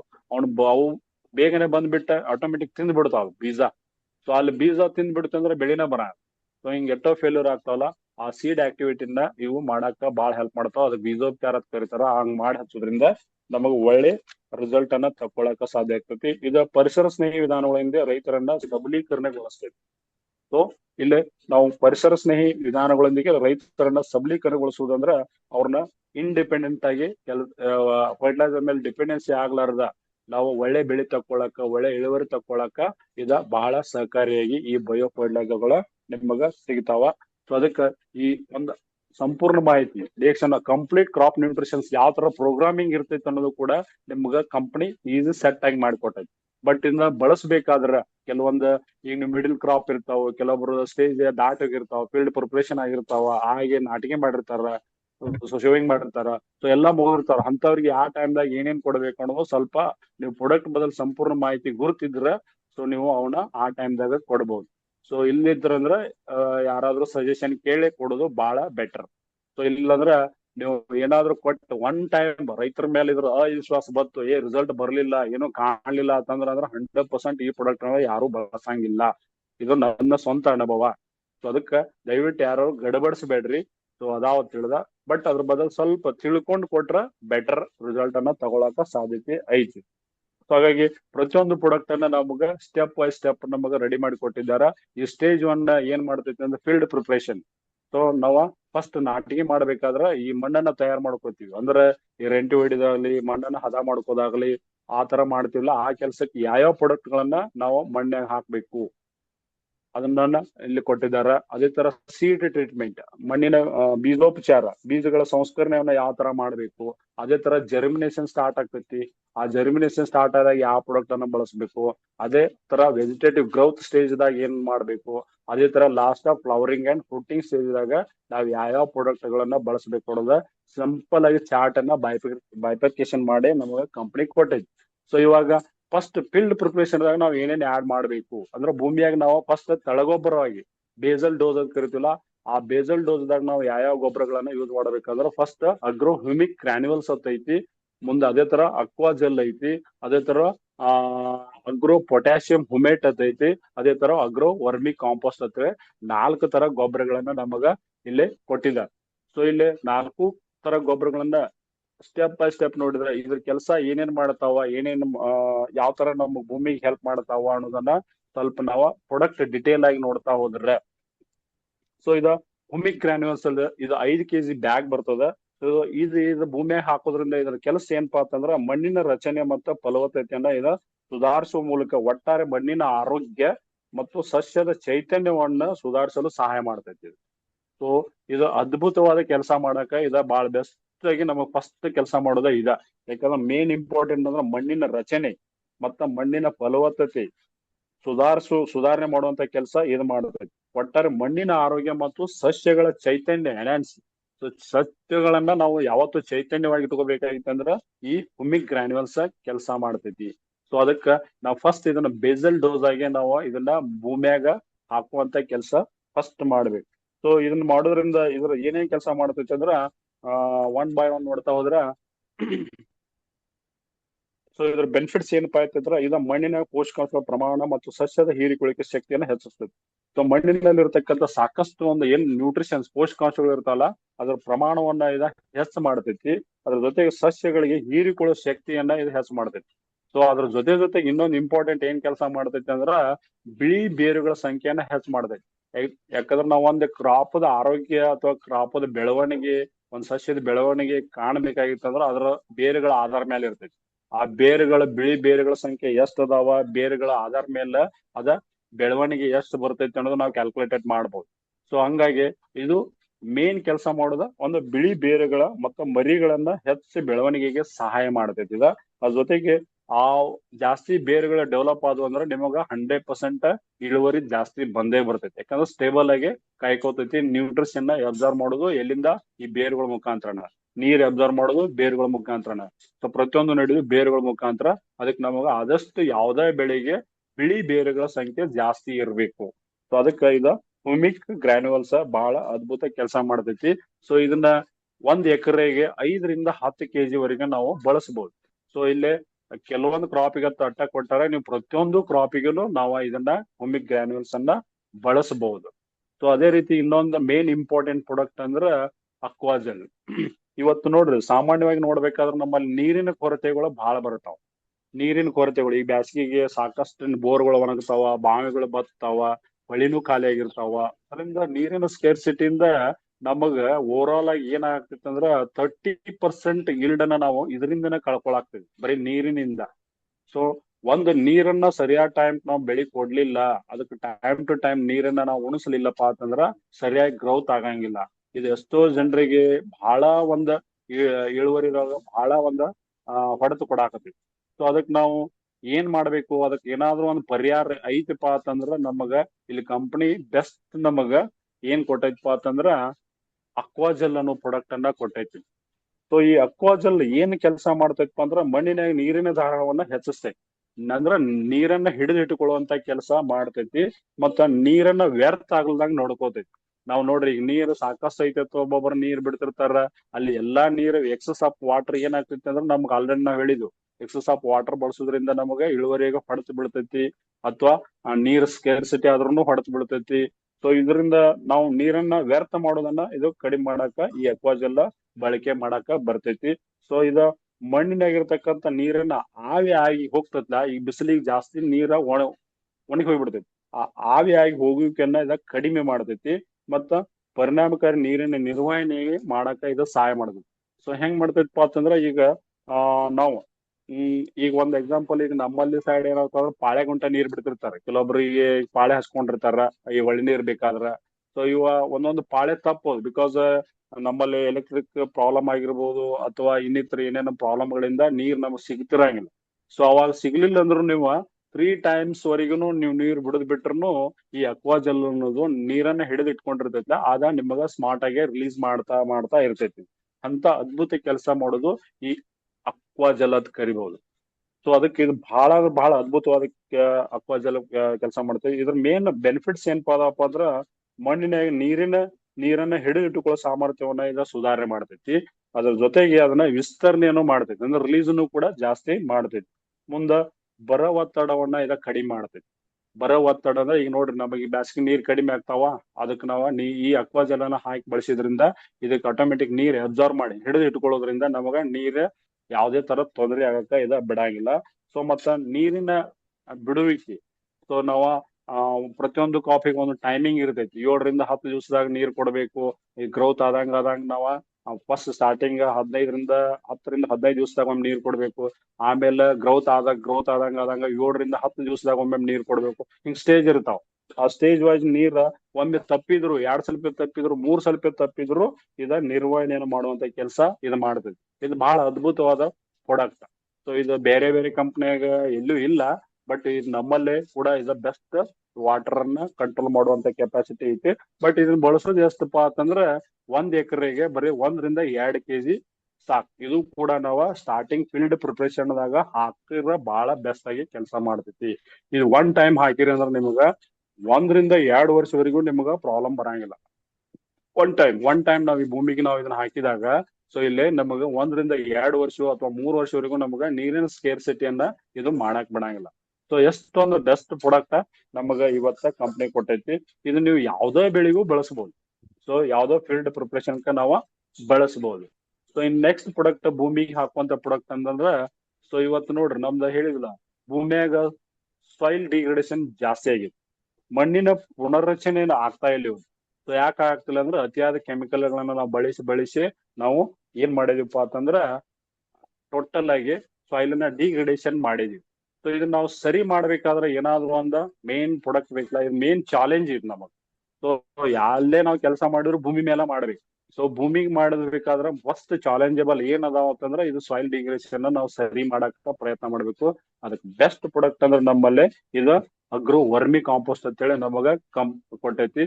ಸೊ ಇದೇನ್ ಕೆಲಸ ಮಾಡ್ತೈತಿ ಅಂದ್ರ ಇದನ್ನ ಎರೆಹುಳ ಗೊಬ್ಬರ ಅಂತ ಕರೀತಾರೆ. ಎರೆಹುಳ ಗೊಬ್ಬರಗಳಿಂದ ಇದನ್ನ ಉತ್ಪಾದನೆ ಮಾಡಿರ್ತಾರ. ಇದು ಹ್ಯೂಮಸ್ ಅಗತ್ಯ ಪೋಷಕಾಂಶಗಳ ಮತ್ತು ಪ್ರಯೋಜನಕ ಸೂಕ್ಷ್ಮ ಜೀವಿಗಳಿಂದ ಸಮೃದ್ಧವಾಗಿದೆ. ಸೊ ಇದು ನೋಡ್ರಿ ಹ್ಯೂಮಸ್ ಅಂತ ಕರೀತಾರ. ಅಂದ್ರೆ ನಮ್ಮಲ್ಲಿ ಒಂದು ಹ್ಯೂಮಸ್ ಇರ್ತೈತಿ ಭೂಮಿಯಾಗ. ಸೊ ಅದ ಮತ್ತ ಪೋಷಕಾಂಶಗಳನ್ನ ಮತ್ತು ಪ್ರಯೋಜನಕಾರಿ ಸೂಕ್ಷ್ಮ ಜೀವಿಗಳು ಮೈಕ್ರೋಬಿಯಲ್ ಆಕ್ಟಿವಿಟೀಸ್ಗಳನ್ನ ಇದು ಸಮೃದ್ಧವಾಗಿ ಹೊಂದಿದ್ರಿಂದ ಇದು ಮಣ್ಣಿನ ಚೈತನ್ಯ ಮತ್ತು ಉತ್ಪಾದಕತೆಯನ್ನು ಪುನಃಸ್ಥಾಪಿಸಲು ನೈಸರ್ಗಿಕ ಮಾರ್ಗವಾಗಿದೆ.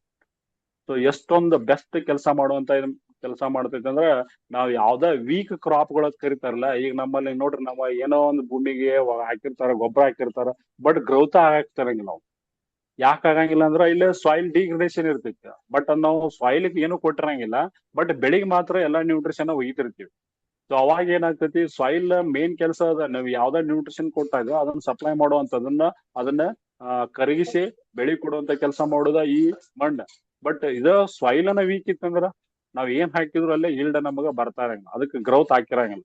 ಸೊ ಅದನ್ನ ಈ ಒಂದು ಕೆಲಸ ಮಾಡ್ಬೇಕಾಗಿತ್ತಂದ್ರ, ಸೊ ಈ ಒಂದು ಬೆಸ್ಟ್ ಪ್ರಾಡಕ್ಟ್ ಆಗೈತಿ. ಇವತ್ತು ನಮ್ದು ಸಾಯಿಲ್ pH ಬ್ಯಾಲೆನ್ಸ್ ಆಗಿರ್ಬಹುದು. ಯಾಕಂದ್ರೆ ನಾವು ಯಾವ್ದೇ ತರ ಸಾಯಿಲ್ ಟೆಸ್ಟ್ ಮಾಡ್ತಾ ಇಲ್ಲ ಮ್ಯಾಕ್ಸಿಮಮ್ ರೈತರ. ನಾವು ಸಾಯಿಲ್ ಮಣ್ಣಿನ ಪರೀಕ್ಷೆನ ಮಾಡ್ತಾ ಇಲ್ಲ, ನೀರಿನ ಪರೀಕ್ಷೆ ಮಾಡ್ತಾ ಇಲ್ಲ. ಸೊ ಮಾಡ್ಲಾರ್ದ ನಾವು ಬೆಳಿಗ್ಗೆ ಎಲ್ಲಾ ನ್ಯೂಟ್ರಿಷನ್ ಗಳನ್ನ ಹಾಕ್ತಿವಿ. ಸೊ ಒಬ್ಬ ಮನುಷ್ಯಾಗ ನೋಡ್ರಿ ಅತಿ ಪ್ರೋಟೀನ್ ಜಾಸ್ತಿ ತಿಂದ್ರು ಪ್ರಾಬ್ಲಮ್ ಐತಲ್ಲ. ಸೊ ಅದ ನಾವು ಯಾವ್ದೇ ತರ ಮಿನರಲ್ ತಿಂದ್ರು ಪ್ರಾಬ್ಲಮ್ ಐತಲ್ಲ, ಅದೇ ತರ ನಾವು ಭೂಮಿಗೂ ಪ್ರಾಬ್ಲಮ್ ಐತಿ. ಸೊ ಹಂಗಾಗಿ ನಾವು ಆದಷ್ಟು ಮಟ್ಟಿಗೆ ನಾವು ಸಾಯಿಲ್ ಟೆಸ್ಟ್ ಮಾಡಿ ಅದ್ರ pH ಲೆವೆಲ್ಸ್ ಆಗಿರ್ಬೋದು, ಅಸಿಡಿಕ್ ಅಂಡ್ ಅಲ್ಕಲೈನ್ ಚೆಕ್ ಮಾಡಿದ್ರಾಗ ಯಾವ ನ್ಯೂಟ್ರಿಷನ್ಸ್ ಕೊಡ್ತೈತಿ. ಇವತ್ತು ಎಷ್ಟೋ ಭೂಮಿಯಾಗ ಹೈಯೆಸ್ಟ್ ಕ್ಯಾಲ್ಸಿಯಂ ಇರ್ತೈತಿ, ಎಷ್ಟೋ ಭೂಮಿಯಾಗ ಹೈಯೆಸ್ಟ್ ಪೊಟ್ಯಾಸಿಯಂ ಇರ್ತೈತಿ. ಸೊ ಅವ್ನ ನಾವು ಹಾಕುದ ನೆಸೆಸಿಟಿ ಇರಂಗಿಲ್ಲ. ಆದ್ರೂ ಕೂಡ ನಮ್ಮಲ್ಲಿ ಏನ್ ಮಾಡ್ತಾರ ಅಂದ್ರ ಅವನ್ನ ಮಿಕ್ಸಪ್ ಮಾಡಿ ಭೂಮಿಗೆ ಹಾಕ್ತಾರ. ಅದರಿಂದ ಅದ ಎಕ್ಸಸ್ ಆಫ್ ನ್ಯೂಟ್ರಿಷನ್ ಆಗೋದ್ರಿಂದ ಅದು ಕೂಡ ಅಡ್ಡ ಪರಿಣಾಮ ಬೀರಕ ಸಾಧ್ಯತೆ. ಸೊ ಇದು ಒಟ್ಟಾರೆ ಅದ ಅಡ್ಡ ಪರಿಣಾಮ ಹೆಂಗ್ ಆಗ್ತೈತಿ ಅಂದ್ರ ಸಾಯಿಲ್ ಕಂಡೀಷನಿಂಗ್ ಕರೆಕ್ಟ್ ಆಗಿ ಮೇಂಟೈನ್ ಆಗಂಗಿಲ್ಲ. ಸಾಯಿಲ್ ಕಂಡೀಷನ್ ಹಾಳಾಗಿ ಹೋಗ್ತೈತಿ, ಮಣ್ಣಿನ ರಚನೆ ಹಾಳಾಗಿ ಹೋಗ್ತೈತಿ, ಮಣ್ಣಿನ ಹೀರ್ಕೊಳ್ಳೋ ಶಕ್ತಿ ಕಡಿಮೆ ಆಗ್ತೈತಿ, ಅದು ಅತಿಯಾದ ಕೆಮಿಕಲ್ ಬಳಕೆಯಿಂದ. ಸೊ ಅದಕ್ಕೆ ನಾವು pH ಬ್ಯಾಲೆನ್ಸ್ ಸರಿ ಮಾಡ್ಬೇಕು, ನ್ಯೂಟ್ರಿಷನ್ ಕೆಪಾಸಿಟಿಯನ್ನು ಜಾಸ್ತಿ ಮಾಡ್ಬೇಕು, ವೀಕ್ ಕ್ರಾಪ್ ಗಳಿಗೆ ಗ್ರೌತ್ ಮಂತರ ಈಲ್ಡ್ ಅನ್ನ ಜಾಸ್ತಿ ಮಾಡ್ಕೋಬೇಕಾಗಿತ್ತಂದ್ರ ಈ ವರ್ಮಿ ಕಾಂಪೋಸ್ಟ್ ಅನ್ನೋದು ಬಹಳ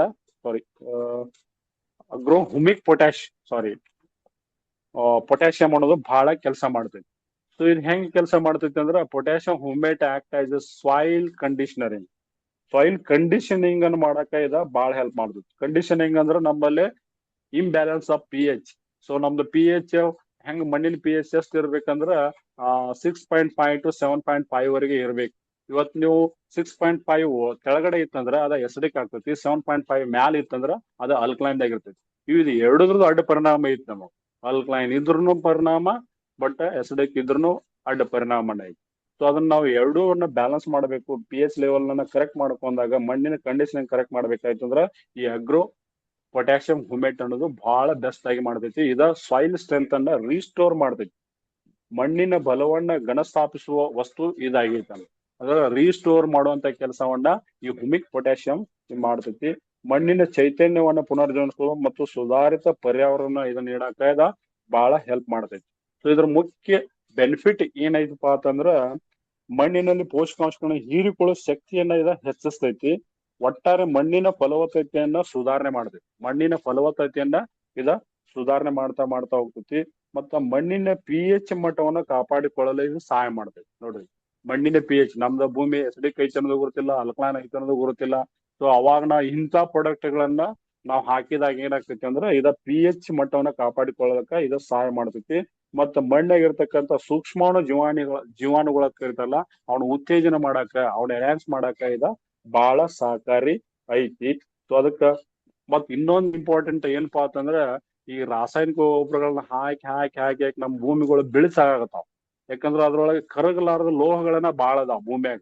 ಸೊ ಆ ಲೋಹಗಳಿಂದ ಎಷ್ಟೋ ಪರಿಣಾಮಗಳು ಬೆಳಿ ಮೇಲೆ ಹಾಕಿರ್ತಾವ, ಮಣ್ಣಿನ ಮೇಲೆ ಹಾಕಿರ್ತಾವಲ್ಲ, ಅದನ್ನ ಎಲ್ಲವನ್ನ ಕಾಪಾಡುವಂತ ಶಕ್ತಿ ಆ ಮಣ್ಣಿನ ಮಾಲಿನ್ಯವನ್ನ, ಆ ಲೋಹಗಳ ಮಾಲಿನ್ಯವನ್ನ ಕಾಪಾಡುವಂತದನ್ನ ಈ ಪೊಟ್ಯಾಷಿಯಂ ಹುಮೇಟ ನಮಗ ಮಾಡ್ತೈತಿ. ಅಂದ್ರ ಎಷ್ಟೊಂದು ಅದ್ಭುತವಾದ ಕೆಲಸವನ್ನ ಈ ಮಣ್ಣಾಗ ಇದು ಮಾಡ್ತೈತಿ ಅನ್ನೋದನ್ನ ನಾವು ತಿಳ್ಕೊಬೇಕು. ಸೊ ಇದು ಕೂಡ ನಾವು ಯಾವುದೇ ಬೆಳೆಗೂ ಯೂಸ್ ಮಾಡಬಹುದು. ಇದು ಓನ್ಲಿ ಎಷ್ಟು ಬಳಸ್ಬೇಕಂದ್ರ 1 ಎಕರೆಗೆ ಪರ್ ಲೀಟರ್ 1 ಲೀಟರ್ ಆದ್ರೂ ಸಾಕು. ನಮ್ 1 ಲೀಟರ್ ನಾವು ಇದನ್ನ ಭೂಮಿಗೆ ಕೊಟ್ಟಾಗ ಒಳ್ಳೆ ಕೆಲಸ ಮಾಡಕ ಇದ ಹೆಲ್ಪ್ ಮಾಡ್ತೈತಿ. ಸೊ ಇನ್ನೊಂದು ಅದ್ಭುತವಾದ ಭೂಮಿಗೆ ಹಾಕುವಂತ ಪ್ರಾಡಕ್ಟ್ ಅಂದ್ರ ಅಗ್ರೋ ವರ್ಮಿ ಕಾಂಪೋಸ್ಟ್ ಅಂತ ಕರೀತಾರ. ಇದ ಮಣ್ಣಿನ ಪುನರ್ಜೀವನ ಕೆಲಸ ಮಾಡಕ ಇದ ಹೆಲ್ಪ್ ಮಾಡ್ತೈತಿ. ಸ್ವಲ್ಪ ಕನ್ಫ್ಯೂಷನ್ ಆಯ್ತು, ಸ್ವಲ್ಪ ಪ್ರಾಡಕ್ಟ್ ನೋ ಪ್ರಾಬ್ಲಮ್. ಸೊ ಇದ ಎರೆಹುಳ ಗೊಬ್ಬರದಿಂದ ತಯಾರು ಮಾಡಿದಂತ ಒಂದು ಪ್ರೀಮಿಯಂ ಕ್ವಾಲಿಟಿ ಗೊಬ್ಬರ ಅಂತ ಹೇಳ್ಬೋದು. ಸೊ ಇದೇನ್ ಕೆಲಸ ಮಾಡ್ತೈತೆ, ಮಣ್ಣಾಗ ಹ್ಯೂಮಸ್ ಅನ್ನ ಜಾಸ್ತಿ ಮಾಡಾಕ ಇದ ಹೆಲ್ಪ್ ಮಾಡ್ತೈತಿ. ಮತ್ತ ಪ್ರಯೋಜನಕಾರಿ ಸೂಕ್ಷ್ಮ ಜೀವಿಗಳ ಸಮೃದ್ಧಿಯನ್ನ ಜಾಸ್ತಿ ಮಾಡಾಕ ಇದು ಹೆಲ್ಪ್ ಮಾಡ್ತೈತಿ. ಇದು ಮಣ್ಣಿನ ಚೈತನ್ಯ ಮತ್ತು ಉತ್ಪಾದಕತೆಯನ್ನ ಇನ್ನೂ ಜಾಸ್ತಿ ಮಾಡಾಕ ಮತ್ತ ಪುನಃಸ್ಥಾಪಿಸಲು ಅಂದ್ರೆ ಪುನರ್ಜೀವನ ಪಡೆಯಲು ಇದ ಬಹಳ ಅದ್ಭುತವಾಗಿ ಕೆಲಸ ಮಾಡ್ತೈತಿ. ಈಗ ನೋಡ್ರಿ, ರೈತನ ಮಿತ್ರ ಅಂತ ಕರಿತಾರ, ಎರೆಹುಳ ಅಂತ ಕರಿತೀವಿ ನಾವು.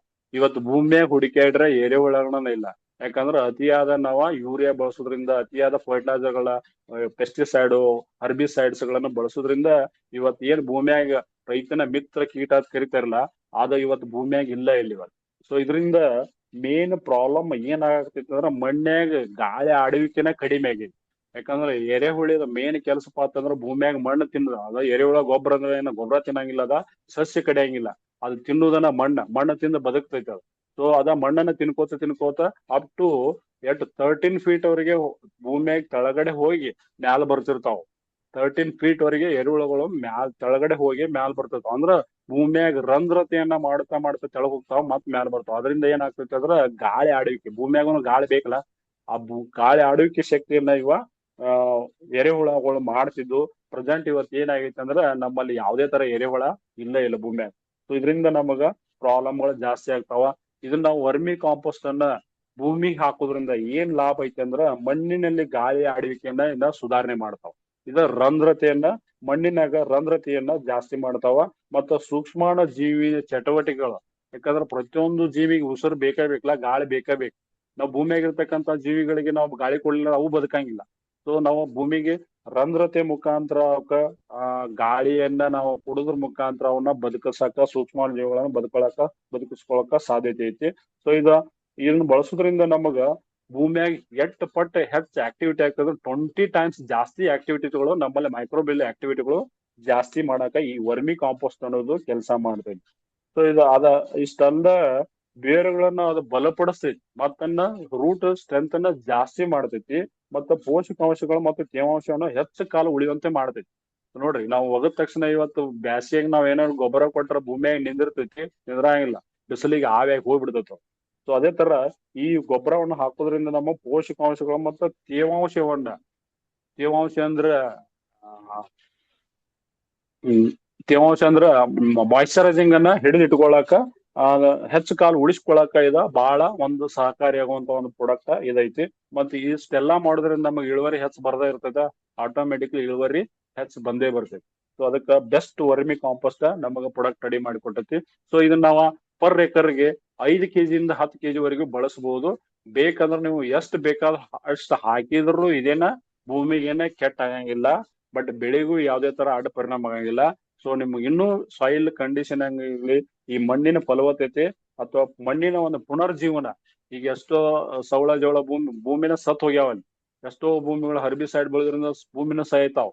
ಸೊ ಅದರಿಂದ ನಾವು ಎಷ್ಟೋ ಪುನರ್ಜೀವನ ಮಾಡ್ಬೇಕಾಗಿತ್ತಂದ್ರ ಇಂಥ ವರ್ಮಿ ಕಾಂಪೋಸ್ಟ್ ಗಳನ್ನ ನಾವು ಆದಷ್ಟು ಮಟ್ಟಿಗೆ ಭೂಮಿಗೆ ಕೊಡ್ಬೇಕಾಗ್ತತಿ. ಕೊಟ್ಟಾಗ ಮಾತ್ರ ಅಲ್ಲೇ ಪುನರ್ಜೀವನ, ಮಣ್ಣಿನ ಪುನರ್ಜೀವನ ನಡೀತೈತಿ. ಸೊ ಅದಕ್ಕೆ ಪ್ರತಿ ನೀವು ಎಕರೆಗೆ ನೀವು 5 ರಿಂದ 10 kg ಬಳಸಬಹುದು, 20 kg ಬಳಸೋದು, ಬೇಕಾದಷ್ಟು ಬಳಸಿದ್ರು ನೋ ಪ್ರಾಬ್ಲಮ್. ಅದಕ್ಕೆ ಬೆಸ್ಟ್ ಪ್ರಾಡಕ್ಟ್ ನಮಗ ವರ್ಮಿ ಕಾಂಪೋಸ್ಟ್ ಆಗಿ ಕೊಡ್ತೈತಿ. ಸೊ ಇವು ಫಸ್ಟ್ ಫೀಲ್ಡ್ ಪ್ರಿಪರೇಷನ್. ಇದ ಮೊದಲ ಭೂಮಿಯ ಅಂದ್ರೆ ಬೇಸಲ್ ಡೋಸ್ ಕರಿತೀವಿ. ತಳಗೊಬ್ಬರ ಆಗಿ ನಾವು ಈ 4 ಗೊಬ್ಬರಗಳನ್ನ ಬಳಸಿದ್ರ ಬೆಸ್ಟ್ ಆಗಿ ಕೆಲಸ ಕೊಡಾಕ ಅವ ಮಣ್ಣಿನ ಫಲವತ್ತೆ, ಮಣ್ಣಿನ ರಚನೆ, ಮಣ್ಣಿನ ಹೀರಿಕೊಳ್ಳೋ ಶಕ್ತಿ, ಇವನ್ ಎಲ್ಲವನ್ನ ಕರೆಕ್ಟ್ ಮಾಡಾಕ ಈ 4 ಪ್ರಾಡಕ್ಟ್ ಗಳು ಅದ್ಭುತವಾದ ಕೆಲಸ ಮಾಡ್ತಾವ. ಸೊ ಇನ್ ನೆಕ್ಸ್ಟ್ ಬರೋದು ಯಾವ್ದಪ್ಪ ಅಂತಂದ್ರ ಸೆಕೆಂಡ್ ಸ್ಟೇಜ್ ದಾಗ ಬರೋದಂದ್ರ ಬೀಜ ಸಂಸ್ಕರಣೆ, ಸೀಡ್ ಟ್ರೀಟ್ಮೆಂಟ್. ಸೊ ನಾವು ಸೀಡ್ ಟ್ರೀಟ್ಮೆಂಟ್ ಇಂದ ಏನಾದ್ರು ಭೂಮಿಯಾಗ ಬೆಳಿ ನಾಟಿದೀವಪ್ಪ ಅಂತಂದ್ರ ಏನ್ ಪ್ರಾಬ್ಲಮ್ ಆಗ್ತಾವ ಅಂದ್ರ ಅಲ್ಲಿ ಸಾಕಷ್ಟು ಫಂಗಸ್ಗಳು ಇರ್ತಾವ, ವೈರಸ್ಗಳು ಇರ್ತಾವಲ್ಲ, ಮಿತ್ರ ಕೀಟಗಳು ಅಂದ್ರೆ ಶತ್ರು ಕೀಟಗಳು. ನಮ್ಮಲ್ಲಿ ಮಿತ್ರ ಕೀಟಗಳು ಬಹಳ ಕಡಿಮೆ, ಶತ್ರು ಕೀಟಗಳನ್ನ ಭೂಮಿಯಾಗ ಬಾಳ ಅದಾವ. ಆ ಕೀಟಗಳ ಬೀಜವನ್ನ ತಿನ್ನುವುದು ಅಥವಾ ಅದಕ್ಕೆ ಫಂಗಸ್ ಅಟ್ಯಾಕ್ ಮಾಡೋದ್ರಿಂದ ಅಲ್ಲೇ ಜರ್ಮಿನೇಷನ್ ಆಗಂಗಿಲ್ಲ. ಸೊ ಅದಕ್ಕ ಬೆಸ್ಟ್ ಶ್ರೀಶೈಲ್, ನಮ್ಗೊಂದು ಪ್ರಾಡಕ್ಟ್ ಅನ್ನ ಇವತ್ತ ಶ್ರೀಶೈಲ್, ಶ್ರೀಶೈಲ್, ಗುಡ್ ಮಾರ್ನಿಂಗ್. ಒಂದ್ ಕೆಲಸ ಮಾಡೋಣ ಎಸ್ ಸರ್. ಈಗ, ಯಾಕಂದ್ರೆ ಇನ್ನು ಎಷ್ಟು ಸ್ಲೈಡ್ ಇದೆ ತಮ್ಮ ಹತ್ರ? ಇನ್ನು ಸರ್ 5 ಸ್ಲೈಡ್ ಅದಾವ ಓಕೆ, ಸರ್. ಯಾಕೆಂದ್ರೆ ಏನ್ ಮಾಡೋಣ, ಒಂದು ಕ್ವಶನ್ ಆನ್ಸರ್ ಮಾಡೋಣ ಈಗ. 5 ಸ್ಲೈಡ್ ಯಾಕಂದ್ರೆ ಜನ ತುಂಬಾ ಬಂದಿದ್ದಾರೆ, ಅವರಿಗೆ ಕೆಲವು ಕ್ವಶನ್ಸ್ ಎಲ್ಲ ಇದೆ ಅಂತ ಹೇಳ್ತಾರೆ. ಜಸ್ಟ್ ನೀವು ಕ್ವಶನ್ ಆನ್ಸರ್ ಮಾಡಿ ಇದನ್ನ ನಾಳೆ ಕಂಟಿನ್ಯೂ ಮಾಡೋಣ, ಅಥವಾ ನಿಮ್ಗೆ ಫ್ರೀ ಇದ್ದಾಗ ಡನ್ ಸರ್. ಕಂಟಿನ್ಯೂ ಮಾಡೋಣ. ಯಾಕೆಂದ್ರೆ ಜನರಿಗೆ ಕನ್ಫ್ಯೂಷನ್ ಆಗ್ತದೆ. ಈಗ ಡನ್ 4 ಪ್ರಾಡಕ್ಟ್ ನೀವು ಹೇಳಿದ್ರಿ, ಮತ್ತೆ ಅವರಿಗೆ ನೆಕ್ಸ್ಟ್ ಈಗ ಸ್ಟೇಜಿಗೆ ಹೋಗ್ತಾ ಈಗ ಈಗ ಹ್ಮ್ ಇದನ್ನ ಒಂದು ಅವರಿಗೆ ಕ್ಲಿಯರ್ ಕಟ್ ಮಾಡ್ಬಿಡೋಣ, ಹ್ಮ್ ಮತ್ತೆ ನೆಕ್ಸ್ಟ್ ಹೋಗೋಣ. ಒಂದು 10 ನಿಮಿಷ ಅವರಿಗೆ ಟೈಮ್ ಕೊಡೋಣ. ಓಕೆ, ಸೊ 2-3 ಜನ ನಿಮ್ಗೆ ಕ್ವಶನ್ ಮಾಡಿದ್ದಾರೆ. ನಾವು ಶ್ರೀಧರ್ ಮೂರ್ತಿ ಅವರೇ, yes sir, good morning sir. Good morning sir, ಈಗ Good morning. ನನ್ನ ಪ್ರಶ್ನೆ ಏನಪ್ಪಾ ಅಂದ್ರೆ, ನಾವು ಫೀಲ್ಡ್ ಪ್ರಿಪರೇಷನ್ ಮಾಡ್ಬೇಕಾದ್ರೆ ಯಾವುದೇ ಬೆಳೆ ಇರಲಿ, ಈ 4 ಪ್ರಾಡಕ್ಟ್ ಅನ್ನ ಒಟ್ಟಿಗೆ ಸೇರಿಸಿ ಅದನ್ನ ಭೂಮಿಗೆ ಹಾಕ್ಬೋದಾ ಅಥವಾ ಇಂಡಿವಿಜುವಲ್ ಹಾಕ್ಬೇಕಾ? ಸ್ವಲ್ಪ ದಯಮಾಡಿ ತಿಳಿಸ್ಕೊಟ್ರೆ ಒಳ್ಳೇದು ಸರ್. ಯಾಕಂದ್ರೆ ನಾವು ರೈತರಿಗೆ ಇದನ್ನ ಹೇಳ್ಬೇಕಾದ್ರೆ ರೈಟ್ ಸರ್. ನಮ್ಗೆ ನಾವು ಫಸ್ಟ್ ಅರ್ಥ ಮಾಡ್ಕೊಂಡಿರ್ಬೇಕು. ಸೊ ಅದಕ್ಕೋಸ್ಕರ ಫೀಲ್ಡ್ಗೆ ಹೋದಾಗ ನಮಗೆ ಕನ್ಫ್ಯೂಷನ್ಸ್ ಇರಬಾರ್ದು. ಈ 4 ಪ್ರಾಡಕ್ಟ್ ಅನ್ನು ನಾವು ಯಾವ ರೀತಿ ಭೂಮಿಗೆ ಹಾಕ್ಬೇಕು ಅನ್ನೋದನ್ನ ದಯಮಾಡಿ ತಿಳಿಸ್ಕೊಡಿ ಸರ್. ರೈಟ್. ಸೊ ಇವಾಗ ಫೀಲ್ಡ್ ಪ್ರಿಪರೇಷನ್ ದಾಗ ಆಲ್ಮೋಸ್ಟ್ ರೈತರಿಗೆ ಏನ್ ತಳಗೊಬ್ಬರ ಯೂಸ್ ಮಾಡ್ತಿರ್ತಾರ, ಕೊಟ್ಟಿಗೆ ಗೊಬ್ಬರ ಹಾಕಿರ್ತಾರ, ಪ್ಲಸ್ ಕೋಳಿ ಗೊಬ್ಬರ ಹಾಕಿರ್ತಾರ.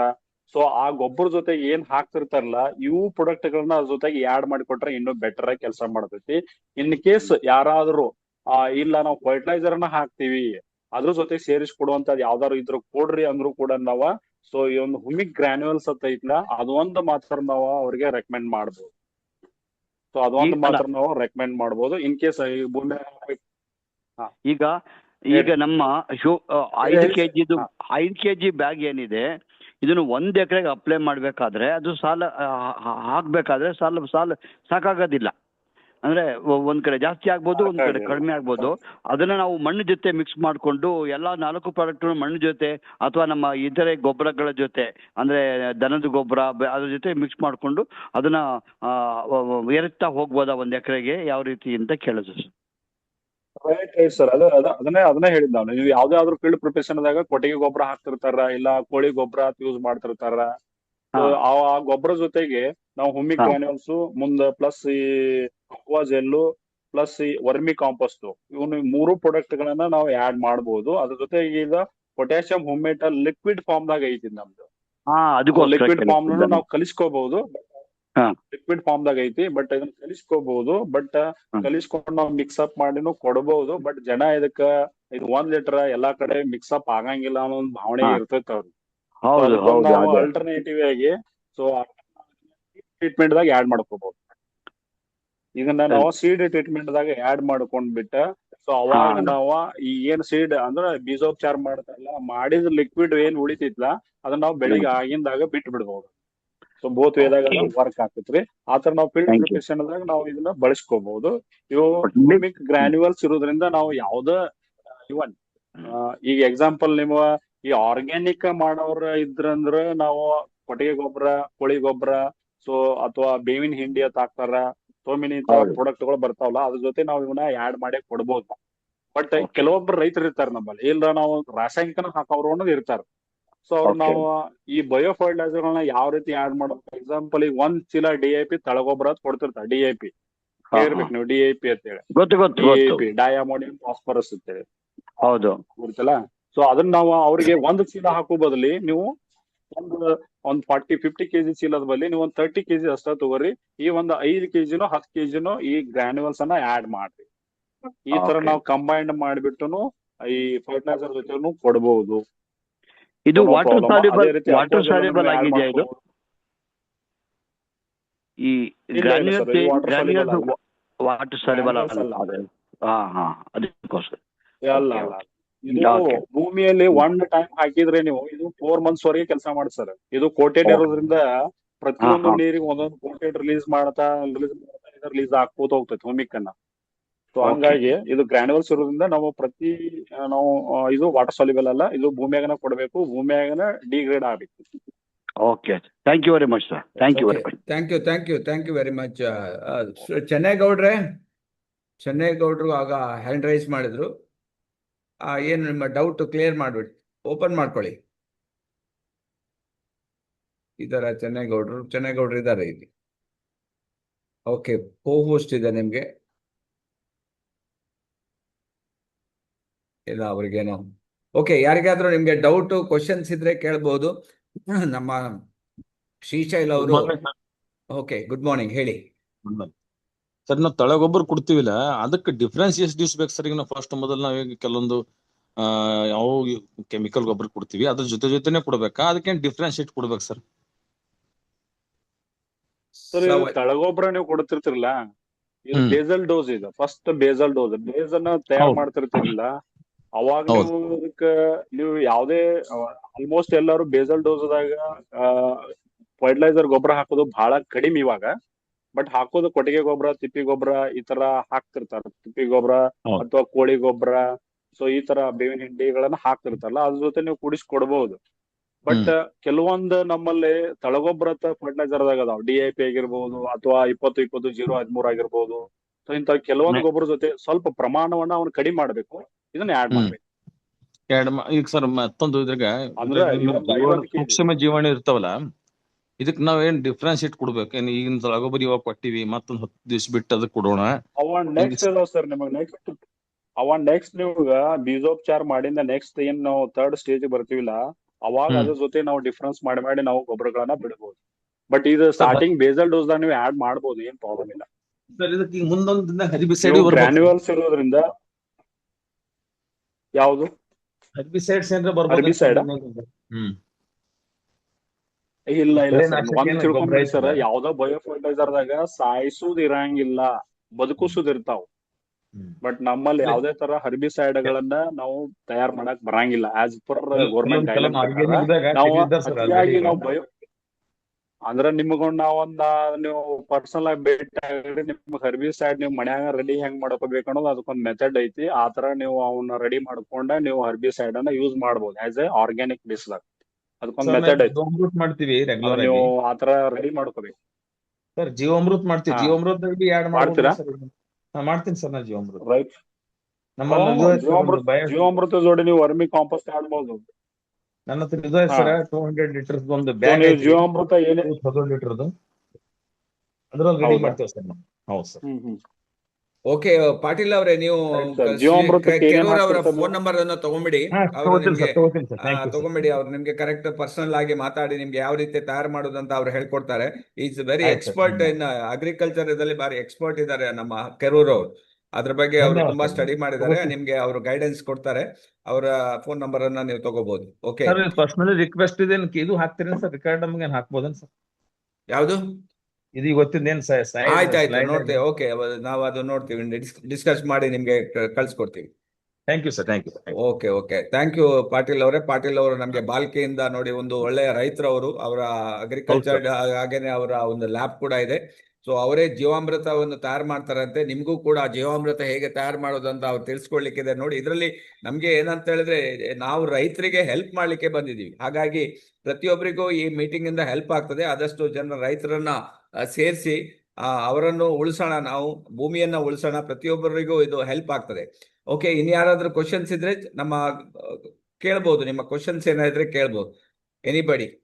ಯಾಕೆಂದ್ರೆ ತುಂಬಾ ಚೆನ್ನಾಗಿ ನಮ್ಮ ಏನು ಇವರು ಇವತ್ತು ಶ್ರೀಶೈಲ್ ಅವ್ರು ಹೇಳಿದ್ದಾರೆ, ಏನು ಮಣ್ಣು, ನಮ್ಮ ಮಣ್ಣು, ಅವ್ರು ಎಂತೋ ಕೆಲವೊಂದು ಉತ್ತರ ಕರ್ನಾಟಕ ಭಾಷೆಯಲ್ಲಿ ಹೇಳಿದ್ರು, ಅದು ನಮ್ಗೆ ಕೆಲವರಿಗೆ ಅರ್ಥ ಆಯ್ತೋ ಇಲ್ಲೋ ಗೊತ್ತಿಲ್ಲ. ಮಣ್ಣು ಅವ್ರು ಹೇಳ್ತಾರೆ 20 ವರ್ಷ ಬೇಕಂತೆ ಅದನ್ನ ಸರಿ ಮಾಡ್ಲಿಕ್ಕೆ. ಜಸ್ಟ್ ಒಂದು ಇಮ್ಯಾಜಿನ್ ಮಾಡಿ, ಇನ್ನು 20 ವರ್ಷದಲ್ಲಿ ಬೆಳೆ ತೆಗಿಲಿಕ್ಕೆ ಆಗುದಿಲ್ಲ ಹೇಳ್ತಾರೋ, ಅಷ್ಟು ಅದು ಬರ್ಡ್ ಆಗಿದೆ. ಏನು ನಿಮ್ಮ ಭಾಷೆಯಲ್ಲಿ ಏನ್ ಹೇಳ್ತೀರಿ ಕಿರೋರ್ ಅವ್ರೆ? ಅದಕ್ಕೆ ಮಣ್ಣು ಕಂಪ್ಲೀಟ್ ಹೋಗ್ಬಿಟ್ಟಿದೆ ಅದು.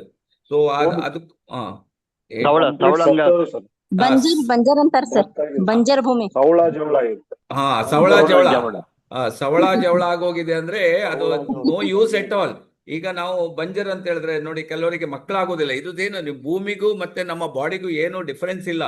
ನಮ್ಮ ಬಾಡಿಗೆ ಯಾವ ರೀತಿ ಈಗ 200 ಕಾಯಿಲೆಗಳು ಬರ್ತದೋ, ಅದೇ ತರ ಈ ಭೂಮಿಗೂ ಅದೇ ತರ ಪ್ರಾಬ್ಲಮ್ ಆಗ್ಬಿಟ್ಟಿದೆ. ಎಲ್ಲ ಕೆಮಿಕಲ್ಸ್ ಹಾಕ್ಬಿಟ್ಟು ಅದರಿಂದ ನಮ್ಗೆ ಈಗ ನೋಡಿ, ಅವ್ರು ಹೇಳಿದ್ರು ಎಷ್ಟು ಅದರ ಸೈಡ್ ಎಫೆಕ್ಟ್ ಇದೆ, ಎಷ್ಟು ಪ್ರಾಬ್ಲಮ್ ಇದೆ. ಜಸ್ಟ್ 2 ml ಯಾವ್ದೋ ಒಂದು ಹೇಳಿದ್ರ, ಹರ್ಬಿಸೈಡ್ ಯಾವ್ದೋ ಹೇಳಿದ್ರು, 2 ml with in no time ನಾವು ಈ ಪ್ರಪಂಚದಲ್ಲೇ ಇರುವುದಿಲ್ಲ ಅಂತೆ. ಅದನ್ನು ಅವರು ಸೂಟು ಬೂಟು ಮಾಸ್ಕ್ ಇಲ್ಲದೆ ಸ್ಪ್ರೇ ಮಾಡ್ತಾರೆ ಇದಕ್ಕೆ ಭೂಮಿಗೆ. ಅವರ ಎಫೆಕ್ಟ್ ನಿಮ್ಗೆ ಮಿನಿಮಮ್ 1 ಲಕ್ಷ ರೈತರು ಭಾರತದಲ್ಲಿ ಪ್ರತಿ ವರ್ಷ ಸಾಯ್ತಾರಂತೆ. ಗೊತ್ತುಂಟಾ ನಿಮ್ಗೆ? 1 ಲಕ್ಷ ಜನ ರೈತರು ಬಿಕಾಸ್ ಆಫ್ ದಿಸ್ ಪ್ರಾಬ್ಲಮ್. ಅಂದ್ರೆ ಅವರಿಗೆ ಪ್ರಾಪರ್ ಎಜುಕೇಶನ್ ಇಲ್ಲ, ಪ್ರಾಪರ್ ಅವರಿಗೆ ಹೇಗೆ ಯೂಸ್ ಮಾಡೋದು ಗೊತ್ತಿಲ್ಲ. ಕಂಪನಿಯವರಿಗೆ ಹಣ ಆಗ್ತದೆ ಅಂತ ಹೇಳಿದ್ರೆ ವೆರಿ ಸ್ಟ್ರಾಂಗ್ ತಯಾರು ಮಾಡ್ತಾ ಇರ್ತಾರೆ. ಸೊ ಹಾಗಾಗಿರೋದ್ರಿಂದ ನಾವು ಇದ್ರ ಬಗ್ಗೆ ಸ್ವಲ್ಪ ಯೋಚನೆ ಮಾಡಬೇಕಾಗಿದೆ, ಸೀರಿಯಸ್ ಆಗಿ ಥಿಂಕ್ ಮಾಡಬೇಕಾಗಿದೆ. ಪ್ರತಿಯೊಬ್ಬರಿಗೂ ನಮ್ಮ ಕರ್ತವ್ಯ ಇದು. ಈಗ ನಮ್ಮ ಶ್ರೀಧರ್ ಮೂರ್ತಿ ಅವರು ಇದ್ದಾರೆ ನೋಡಿ, ಅವರು ಸೀರಿಯಸ್ ಆಗಿದ್ದಾರೆ. ಸೊ ಅದನ್ನ ಜನರಿಗೆ ನಾವು ಹೇಳೋದ್ರಿಂದ ಎಷ್ಟೋ ಜನ ರೈತರನ್ನ ಉಳಿಸ್ಬೋದು, ಭೂಮಿಯನ್ನು ಉಳಿಸ್ಬೋದು, ಬೆಳೆಗಳನ್ನು ಉಳಿಸ್ಬೋದು, ನಮ್ಮನ್ನು, ನಮ್ಮ ಆರೋಗ್ಯವನ್ನು ಉಳಿಸ್ಕೊಳ್ಬಹುದು ಅಂತ ಒಂದು. ಗುಡ್ ಮಾರ್ನಿಂಗ್ ಹೇಳಿ. ಶ್ರೀಶೈಲ್ ಕೆಲವರು ಒಂದು ಒಳ್ಳೆ ಮಾತು ಹೇಳಿದ್ರು ಸರ್. ನಾವು ರೈತರಿಗೆ ನಮ್ಮ ಈ ಬಯೋ ಫರ್ಟಿಲೈಸರ್ಸ್ ಬಗ್ಗೆ ಹೇಳ್ತಾ ಹೋದಾಗ ನಮಗೆ ಡಬಲ್ ಅಡ್ವಾಂಟೇಜ್. ಹೇಗೆ ಅಂತಂದ್ರೆ ನಮ್ಮ ಹೆಲ್ತ್ ಪ್ರಾಡಕ್ಟ್ ಕೂಡ ನಾವು ಹಳ್ಳಿಗೆ ತಗೊಂಡು ಹೋಗ್ಬೋದು ಅನ್ನೋ ಒಳ್ಳೆ ಪಾಯಿಂಟ್ ಹೇಳಿದ್ರು sir. Really it is a catchable point ಅದು sir. Thank you very much sir ಅವರಿಗೆ. ಓಕೆ, ಥ್ಯಾಂಕ್ ಯು ಶ್ರೀಶೈಲ್ ಅವರೇ. ಇನ್ನಾರಾದ್ರೂ ಕ್ವಶನ್ಸ್ ಇದ್ರೆ ಕೇಳ್ಬಹುದು. Hello, good morning sir. Hello, good morning Kishan Kerur. ತುಂಬಾ ಒಳ್ಳೆಯ ಒಂದು ಮೀಟಿಂಗ್ ಸರ್, ತುಂಬಾ ಥ್ಯಾಂಕ್ಸ್. ನನ್ಗೆ ಕ್ವಶನ್ ಸರ್, ಇದು ನಾವೀಗ ನಮ್ಮಲ್ಲಿ ಜಾಸ್ತಿ ಇದಿಲ್ಲ ಕೃಷಿ, ಅಂದ್ರೆ ನಾವು ತೆಂಗು ಮಾತ್ರ, ಅಡಿಕೆ ಮತ್ತೆ ತೆಂಗು ಮತ್ತೆ ಭತ್ತ. ಇದಕ್ಕೆ ಅಲ್ಲ ಸರ್, ನಿಮ್ಮ ಸಜೆಷನ್ ಈಗ 1 ಎಕರೆಗೆ ಎಷ್ಟು ಅದು ಹಾಕ್ಬೋದು ಅಂತ ಅದರಲ್ಲಿ ಬರ್ದಿರ್ಬೋದಾ ಆ ಒಂದು ಪ್ರಾಡಕ್ಟ್ ಅಲ್ಲಿ ನಮ್ದು? ಐತೆ ಸರ್, ಅದ್ರ ಮೇಲೆ ರೆಕಮೆಂಡೆಡ್ ಡೋಸ್ ಐತ್ರಿ. ಅದ ಒಂದ್ ಗಿಡಕ್ಕೆ ನೀವು ತೆಂಗು ಗಿಡಕ್ಕೆ ಅಂದ್ರ ಜಸ್ಟ್ ಒಂದು 30 to 40 ಗ್ರಾಮ್ ಅಷ್ಟೇ ನೀವು ಗ್ರಾನ್ಯುವಲ್ಸ್ ಅಂಡ. ಅದು ಒಂದು ಪದ್ಧತಿ ಪ್ರಕಾರ ಅಂದ್ರೆ ಈಗ ನೀವು ತೆಂಗಿನ ಗಿಡಕ್ಕೆ ಹಾಕ್ಬೇಕಂದ್ರ ಅದಕ್ಕೊಂದು ಮೆಥಡ್ ಐತೆ ಸರ್. ಸರೌಂಡಿಂಗ್ ನೀವು 1.5 ಮೀಟರ್ ದೂರಗಡೆ, ಯಾಕಂದ್ರ ರೂಟ್ ಡೆವಲಪ್ಮೆಂಟ್ ಆಗಿರ್ತಾವಲ್ಲ ಅವು ಎಲ್ಲದ್ರದ್ದು ತೆಂಗಿನ ಈಗ ಆಲ್ರೆಡಿ. ಸೊ ಅವಾಗ ನಾವು 1.5 ಮೀಟರ್ ಸರೌಂಡಿಂಗ್ ಅಲ್ಲೇ ಒಂದು ಹೋಲ್ಗಳನ್ನ ಮಾಡ್ಬೇಕು. ಸೊ ಹೋಲ್ ಮಾಡ್ಬಿಟ್ಟ ಅಲ್ಲಿ ಆ ಭೂಮಿಯಾಗ vermi compost, granular, aquagel, so plus humic potassium ಕಲಿಸ್ಬಿಟ್ಟ ಒಂದು 30 ಗ್ರಾಮ್ 30 to 40 ಗ್ರಾಮ್ ಭೂಮಿಯಾಗ ಹಾಕಿಬಿಟ್ಟ ಮಣ್ಣನ್ನ ಮುಚ್ಚಿ ಬಿಡ್ಬೇಕು. ಅಂದ್ರ ಸರೌಂಡಿಂಗ್ ಎಲ್ಲಾ ಕಡೆ ಹೋಲ್ ಮಾಡ್ಕೋಬೇಕು. ಆ ಗಿಡದ ಸುತ್ತಮುತ್ತ ಎಲ್ಲಾ ಸರೌಂಡಿಂಗ್ ಒಂದ್ 5 ರಿಂದ 10 ಹೋಲ್ ಮಾಡ್ಬಿಟ್ಟ, ಪ್ರತಿಯೊಂದು ಹೋಲ್ಗೆ ಒಂದ್ 40 ಗ್ರಾಮ್ ನಾವ್ ಎಲ್ಲಾ ಕಡೆ ಹಾಕ್ಬಿಟ್ಟ ಮುಚ್ಚಿದ್ರೆ ಬೆಸ್ಟ್ ರಿಸಲ್ಟ್ ಬರ್ತದೆ. ಇದು ಬಾಳೆಗೆ ಸದ್ಯ ಮಾಡೋ ಅವಶ್ಯಕತೆ ಇತ್ತಲ್ಲ. ಬಾಳೆಗೆ ಹಾಕ್ಬೇಕಾದ್ರೆ ಬಾಳೆ ಗಿಡಕ್ಕೆ ಭೂಮಿ ಪ್ರಿಪರೇಷನ್ ಆದ್ಮೇಲೆ ನಾವು ಬಾಳೆ ಗಿಡ ಕಂದನ್ನ ನೆಡ್ತೀವಲ್ಲ, ಅದಕ್ಕೂ ಇಂಡಿವಿಜುವಲ್ ಇದೇ ತರ ಮಿಕ್ಸ್ ಮಾಡಿ ಹಾಕ್ಬೋದಲ್ವಾ? ಹೌದು, ಇದೇ ತರನ ಮಾಡ್ಬೇಕು. ಗ್ಯಾಪ್ ಕಡಿಮೆ ಇಡಬೇಕು, ಯಾಕಂದ್ರೆ ರೂಟ್ ಡೆವಲಪ್ಮೆಂಟ್ ಅಷ್ಟೇನಲ್ಲ. 30 to 40 ಗ್ರಾಮ್ ಕೊಡಬಹುದು ಎಲ್ಲ ಮಿಕ್ಸ್ ಮಾಡಿ. Thank you. ಹೂವಿನ ಗಿಡಗಳಿಗೆ ಸಪರೇಟ್ ಬರ್ತದಲ್ಲ ಸರ್? ಹೂವಿನ ಗಿಡಗಳಿಗೆಲ್ಲ ಗಾರ್ಡನ್ ಎಲ್ಲ ಮಾಡ್ತಾರಲ್ಲ ಎಕ್ಸಾಂಪಲ್? ಹೂವಿನ ಗಿಡಕ್ಕೆ ಅದೇ ಸೇಮ್ ಸರ್. ಗಾರ್ಡನಿಂಗ್ ಅಂದ್ರೆ ನೀವು ಪರ್ಸೆಂಟೇಜ್ ಕಡಿಮೆ ಮಾಡೋದು. ಈಗ 30-40 ಗ್ರಾಮ್ ದೊಡ್ಡ ಗಿಡ ಕೊಡ್ತೀವಿ ಎಂಟೈರ್, ಅಂದ್ರೆ ಟೋಟಲ್ ಒಂದ್ 5 ಗ್ರಾಮ್ 5ರಿಂದ 10 ಪ್ರಮಾಣ ಗ್ರಾಮ್ ಕಡಿಮೆ ಕೊಟ್ರೆ ಮಾಡೋದು. ಬಟ್ ಏನಾದ್ರೂ 5ರಿಂದ 10 ಗ್ರಾಮ್ ಕೊಟ್ಟು ಸಾಕು. ಏನಾದ್ರೂ ಹೆಚ್ಚಿಗೆ ಬಿದ್ರು ಏನು ಪ್ರಾಬ್ಲಮ್ ಆಗಂಗಿಲ್ಲ, ಡೋಂಟ್ ವರಿ. ಏನಾದ್ರೂ ಎಕ್ಸಸ್ ನಿಮ್ಮಲ್ಲಿ ಅದ್ರ ಹೂವಿನ ಗಿಡ ಕೊಟ್ಟು ಇದ್ರೊಳಗೆ ಬಿತ್ತಂದ್ರು ಕೂಡ ನಿಮಗೆ ಯಾವ್ದೇ ತರ ಕ್ರಾಪಿಗೆ ಅಂದ್ರೆ ಆ ಹೂವಿನ ಗಿಡಕ್ಕೆ ಯಾವ್ದೇ ತರ ಪ್ರಾಬ್ಲಮ್ ಆಗಂಗಿಲ್ಲ. Okay, thank you very much. Anand Masli ಅವರೇ, ಬಟ್ ಇವು ನಾಟ್ ಎ ಕೆಮಿಕಲ್ ಅಲ್ಲ. ಆನಂದ್ ಮಸ್ಲಿ ಅವರೇ ಸರ್ ಗುಡ್ ಮಾತಾಡಿ. Morning sir. Good morning sir. Good morning. Good morning. Good morning good morning my DXN family. Good morning sir. Shrishail Kariv sir. ಇವತ್ತಿನ ದಿವಸ good morning sir. Good morning. Thank you sir. ಇದು ಬಹಳ ಬಹಳ ಮುಖ್ಯವಾದಂತಹ ಮಾಹಿತಿಯನ್ನ ಸವಿವರವಾಗಿ ಕೊಟ್ರಿ ಸರ್. ನಮಗ ಬಹಳ ಸಂತೋಷ ಆಯ್ತು. ಡಿಟೇಲ್ ಆಗಿ ನಮಗ ಮಾಹಿತಿ ಸಿಕ್ತು. ಇದ್ರ ಪ್ರಯೋಜನ ಜೊತೆಗೆ ನಾವು ನಮ್ಮ ಈ ಡಿಎಕ್ಷನ್ ಉದ್ಯಮವನ್ನ ವಿಸ್ತರಣೆ ಮಾಡ್ಕೊಳ್ಳಿಕ್ಕೂ ಕೂಡ ಬಹಳ ಸಹಾಯ ಆಗ್ತದೆ ಅನ್ನುವಂಥ ಮಾತನ್ನ ಹೇಳಿದ್ರಿ. ಅದು ಕೂಡ ಬಹಳ ಒಳ್ಳೆಯ ಮಾತು. ಗ್ರಾಮೀಣ ಪ್ರದೇಶಕ್ಕೆ ಇದನ್ನ ತಗೊಂಡು ಹೋಗ್ಬೇಕು ನಾವು. ನಮ್ದು ಹೊಲಾನು ಇಲ್ಲ, ಹೊಲದ ಬಗ್ಗೆ ಮಾಹಿತಿನೂ ಇಲ್ಲ, ಮಣ್ಣಿನ pH ಬಗ್ಗೆನೂ ಹೆಚ್ಚಿನ ಮಾಹಿತಿ ಇರ್ಲಿಲ್ಲ. ಈಗ ನಾವು ತಗೊಂಡಿದೀವಿ ಅಷ್ಟೇ. ನಾವು ಇವ್ರು ನಮ್ಮ ಅಶೋಕ್ ಶೇರ್ಗಾರ್ ಅವ್ರು ಕೇಳಿದಂಗ ನಮ್ಮ ಕೈತೋಟಗಳಿಗೆ ಯಾವ ಮಟ್ಟದಲ್ಲಿ ಯಾವ್ದಾವ್ದನ್ನ ಬಳಸಿದ್ರೆ ನಮಗ ಅನುಕೂಲ ಆಗತ್ತ ಅನ್ನೋದನ್ನ ಈಗಾಗಲೇ ಹೇಳಿದ್ರಿ. ಇನ್ನೂ ಹಂಗೇನಾರ ಪ್ರಸಂಗ ಬಂದ್ರೆ ತಮ್ಮನ್ನ ಕೇಳ್ಕೊಂಡು ನಾನು ಮುಂದುವರಿತೀನಿ. ಇವತ್ತಿನ ಈ ಮಾಹಿತಿ ಕೊಟ್ಟದ್ದು ಬಹಳ ಒಳ್ಳೇದಾಯ್ತು. ಮತ್ತು ಇದನ್ನ ನಾಳೆ ತಾವು ಕಂಟಿನ್ಯೂ ಮಾಡಿದ್ರೆ ಬಹಳ ಸಂತೋಷ ಆಗತ್ತೆ ನಮಗ. ಮತ್ತ ನಮ್ಮ SNCT ಸರ್ ಅವರಿಗೆ ಒಂದು ರಿಕ್ವೆಸ್ಟ್ ಮಾಡ್ಕೊಳ್ಳೋದೇನಂದ್ರೆ ಈ ವಿಡಿಯೋವನ್ನ ದಯವಿಟ್ಟು ಅಪ್ಲೋಡ್ ಮಾಡಿ ಅಂತ ಕೇಳ್ಕೊತೀನಿ. Thank you sir. Thank you very much. Okay, thank you Anand Masli ಅವರೇ. ಜಯಪ್ರಕಾಶ್ ಮಾತಾಡಿ. ಸರ್ ಗ್ರೂಪ್ ಅಲ್ಲಿ ಆಲ್ರೆಡಿ ಇದೆ ಸರ್, ಈ ವಿಡಿಯೋ ಸ್ಲೈಡ್ಸ್ ಎಲ್ಲ ಇದೆ ಗ್ರೂಪ್ ಅಲ್ಲಿ ಹಾಕಿದ್ದಾರೆ. ಸತೀಶ್ ಸರ್ ಹಾಕಿದ್ದಾರೆ ಸರ್. ಓಕೆ, ಜಯಪ್ರಕಾಶ್ ಮಾತಾಡಿ. Okay, Aarti Pand. Okay, Jayaprakash good morning, ಹೇಳಿ. Morning sir. ಅದೇ ಕೆಲವು ಸರ್ ಇವತ್ತು ಕೊಟ್ಟಂತ ಮಾಹಿತಿ ತುಂಬಾ ಹೆಲ್ಪ್ಫುಲ್ ಆಗಿತ್ತು, ಯೂಸ್ಫುಲ್ ಆಗಿತ್ತು, ನೀಡ್ಫುಲ್ ಆಗಿತ್ತು. ನಾವೆಲ್ಲ ಆಕ್ಚುಲಿ ಈಗ ಕಾಫಿ ಬೆಳೆಗಾರ ಇದ್ದೀವಿ. ಇದು ಕಾಫಿಗೆಲ್ಲ ಯಾವ ರೀತಿ ಮಾಡ್ಬೋದು ಅಂತ ಹೇಳಿ ಸರ್. ಕಾಫಿ ಒಂದ್ ಪೆಪ್ಪರ್ ನಮ್ಮಲ್ಲಿ ಮೇನ್ ಕ್ರಾಪ್ ಇರುತ್ತೆ. ಸೊ ನಮ್ಮ ರೈತರಿಗೆ ಯಾವ ತರ ಇದನ್ನ ಪ್ರಮೋಟ್ ಮಾಡ್ಬೋದು. ಒಂದ್ ಎಕರೆಗೆ ನಮ್ಮಲ್ಲಿ ಆಲ್ಮೋಸ್ಟ್ ಒಂದು 800 ಪ್ಲಾಂಟ್ಸ್ ಬರುತ್ತೆ. ಒಂದ್ ಎಕರೆಗೆ ನಾವು ಬರೀ ಅರ್ಧ ಕೆಜಿನ ನೀವು ಹೇಳಿದ್ರಿ, ಅಂದ್ರೆ ಈ ಕೌಡಂಗ್ ಜೊತೆಗೆ ಮಿಕ್ಸ್ ಮಾಡಿ ಅದನ್ನ ಕೊಡ್ಬೋದಲ್ಲ ಸರ್? ಹೌದೌದು, ಕೊಡ್ಬೋದು ಸರ್. ನೀವು ಪ್ರತಿಯೊಂದು ಗಿಡಕ್ಕೆ ನೀವು ಪರ್ಸೆಂಟೇಜ್ ಮೇಲೆ 30 to 40 ಗ್ರಾಮ್ ವರೆಗೆ ನೀವು ಹಾಕೋತ ಹೋಗ್ಬೋದು. ಅಂದ್ರೆ ನಿಮ್ಮಲ್ಲಿ ಈಗ ಯಾವ್ದು ಪೇಪರ್ ಇವು ಜಾಸ್ತಿ ಇರ್ತಾವ ಕಾಫಿ ತೋಟದಾಗ. ಮುಂದೆ ನಿಮ್ಮ ಕಾಫಿಗೂ ಅಂದ್ರೆ ಸೀಡ್ ಟ್ರೀಟ್ಮೆಂಟ್ ಅದು ನಿಮ್ಗೆಲ್ಲ ಆಲ್ರೆಡಿ ಪ್ಲಾಂಟೇಶನ್ ಇರ್ತಾವ. ಸೊ ಅದಕ್ಕೆ ನಾವು ಏನ್ ಕೊಡ್ಬೋದು ಅಂದ್ರೆ ಜಸ್ಟ್ ನಾವು ಸಾಯಿಲ್ ಟ್ರೀಟ್ಮೆಂಟ್ ಗೋಸ್ಕರ ಇವನ್ನೆಲ್ಲ ಆಡ್ ಮಾಡ್ಬೋದು. ಮಣ್ಣಿನ ಫಲವತ್ತತೆಗೋಸ್ಕರ ಇವೆಲ್ಲ ಕೆಲಸ ಮಾಡ್ತಲ್ಲ. ನೀವು ಎನಿ ಟೈಮ್ ನೀವು ಕಲಿಸಿ ನೀವು ಯಾವ್ದೇ ಕೊಟ್ಟಿಗೆ ಗೊಬ್ಬರ ಜೊತೆಗೆ ಮಿಕ್ಸ್ ಮಾಡಿ ಕೊಡ್ಬೋದು. ನೋ ಪ್ರಾಬ್ಲಮ್, ಏನಾಗಲ್ಲ ಸರ್. ಕೊಟ್ರೆ ಸಾಯಿಲ್ ಕಂಡೀಷನ್ಗೋಸ್ಕರ ಅದಾವಲ್ಲ ಈ ಪ್ರಾಡಕ್ಟ್. ಬಟ್ ಇನ್ನ ನೀವು ಬೆಳೆ ಹೆಚ್ಚು ಮಾಡ್ಕೋಬೇಕು, ಅದಕ್ಕೆ ಯಾವ್ದೇ ತರ ರೋಗ ಬರಬಾರ್ದು, ಕಾಯಿಲೆಗಳು ಡಿಸೀಸ್ಗಳು ಬರಬಾರ್ದು ಅಂದ್ರೆ ಅದಕ್ಕೆ ನೆಕ್ಸ್ಟ್ ಪ್ರಾಡಕ್ಟ್ಗಳು ಅದಾವ. ಅದನ್ನ ನೀವು ಆತರ ಬಳಸಿದಾಗ ಇನ್ನೂ ಜಾಸ್ತಿ ಹೂ ಬಿಡೋ ಟೈಮ್ದಾಗ ಏನ್ ಯೂಸ್ ಮಾಡ್ಬೇಕು, ನೆಕ್ಸ್ಟ್ ಕಾಯಿ ಆಗೋ ಟೈಮ್ದಾಗ ಏನ್ ಮಾಡ್ಬೇಕು, ಇವೆಲ್ಲ ನೆಕ್ಸ್ಟ್ ಪ್ರಾಡಕ್ಟ್ಗಳು ಅದಾವ ಸರ್. ಆ ಟೈಮ್ದಾಗ ನೀವು ಸ್ಪ್ರೇಗಳನ್ನ ಮಾಡ್ಕೋಬಹುದು. Okay, thank you. ಈಗ ಏನಂದ್ರೆ ನೀವು ಸ್ಟೇಜ್ 1 ಮಾತ್ರ ಹೇಳಿದ್ದಾರೆ. ಇನ್ನು ಸ್ಟೇಜ್ 2, ಸ್ಟೇಜ್ 3, ಸ್ಟೇಜ್ 4 ಎಲ್ಲ ಇದೆ. ಅದು ನಾಳೆ ಅವರು ತಿಳಿಸ್ಕೊಡ್ಲಿಕ್ಕಿದ್ದಾರೆ. Thank you very much. Aarti ಅವರೇ ಮಾತಾಡಿ. Aarti madam. Good morning sir.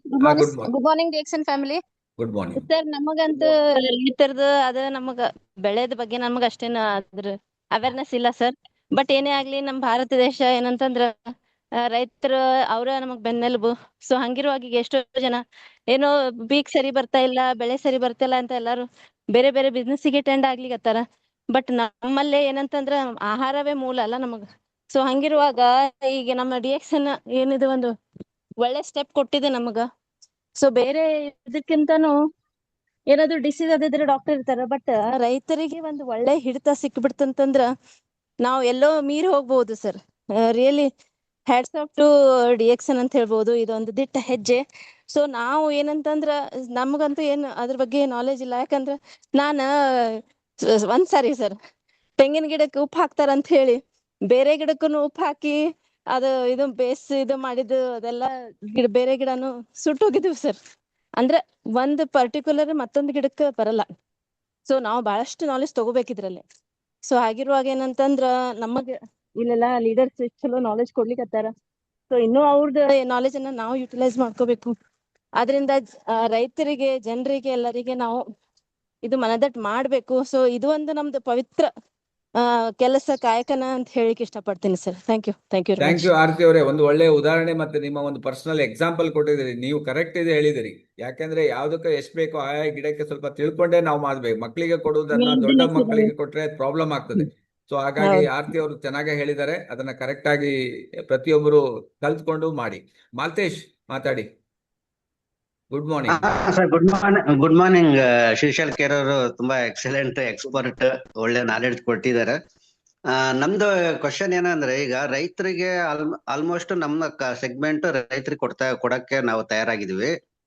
ಈಗ ಅದ್ರ ಜೊತೆಗೆ ತುಂಬಾ ಬೇಗ ಒಂದು ಇಮ್ಮಿಡಿಯೇಟ್ ರಿಸಲ್ಟ್ ಕೊಡ್ಲಿಕ್ಕೆ ಮತ್ತೆ ಏನು ಕಾಂಪ್ಲಿಕೇಶನ್ ಆಗದೆ ಇರೋದಕ್ಕೆ ಇದು ಫಾರ್ಮ್ ಹೌಸ್ ಅಂತೇಳಿ ಈಗ ಕೆಲವೆಲ್ಲ ಗಿಡಗಳೆಲ್ಲ ಮಾರ್ತಾ ಇರ್ತಾರಲ್ಲ ಅಂತ ಕಡೆ, ಮತ್ತೆ ಪ್ರತಿ ಮನೆಗೂ ಏನು ಇಲ್ಲ ಅಂದ್ರೂ ಫ್ಲವರಿಂಗ್ ಪಾರ್ಟ್ಸ್ ಅವು ಇದ್ದೇ ಇರ್ತದೆ.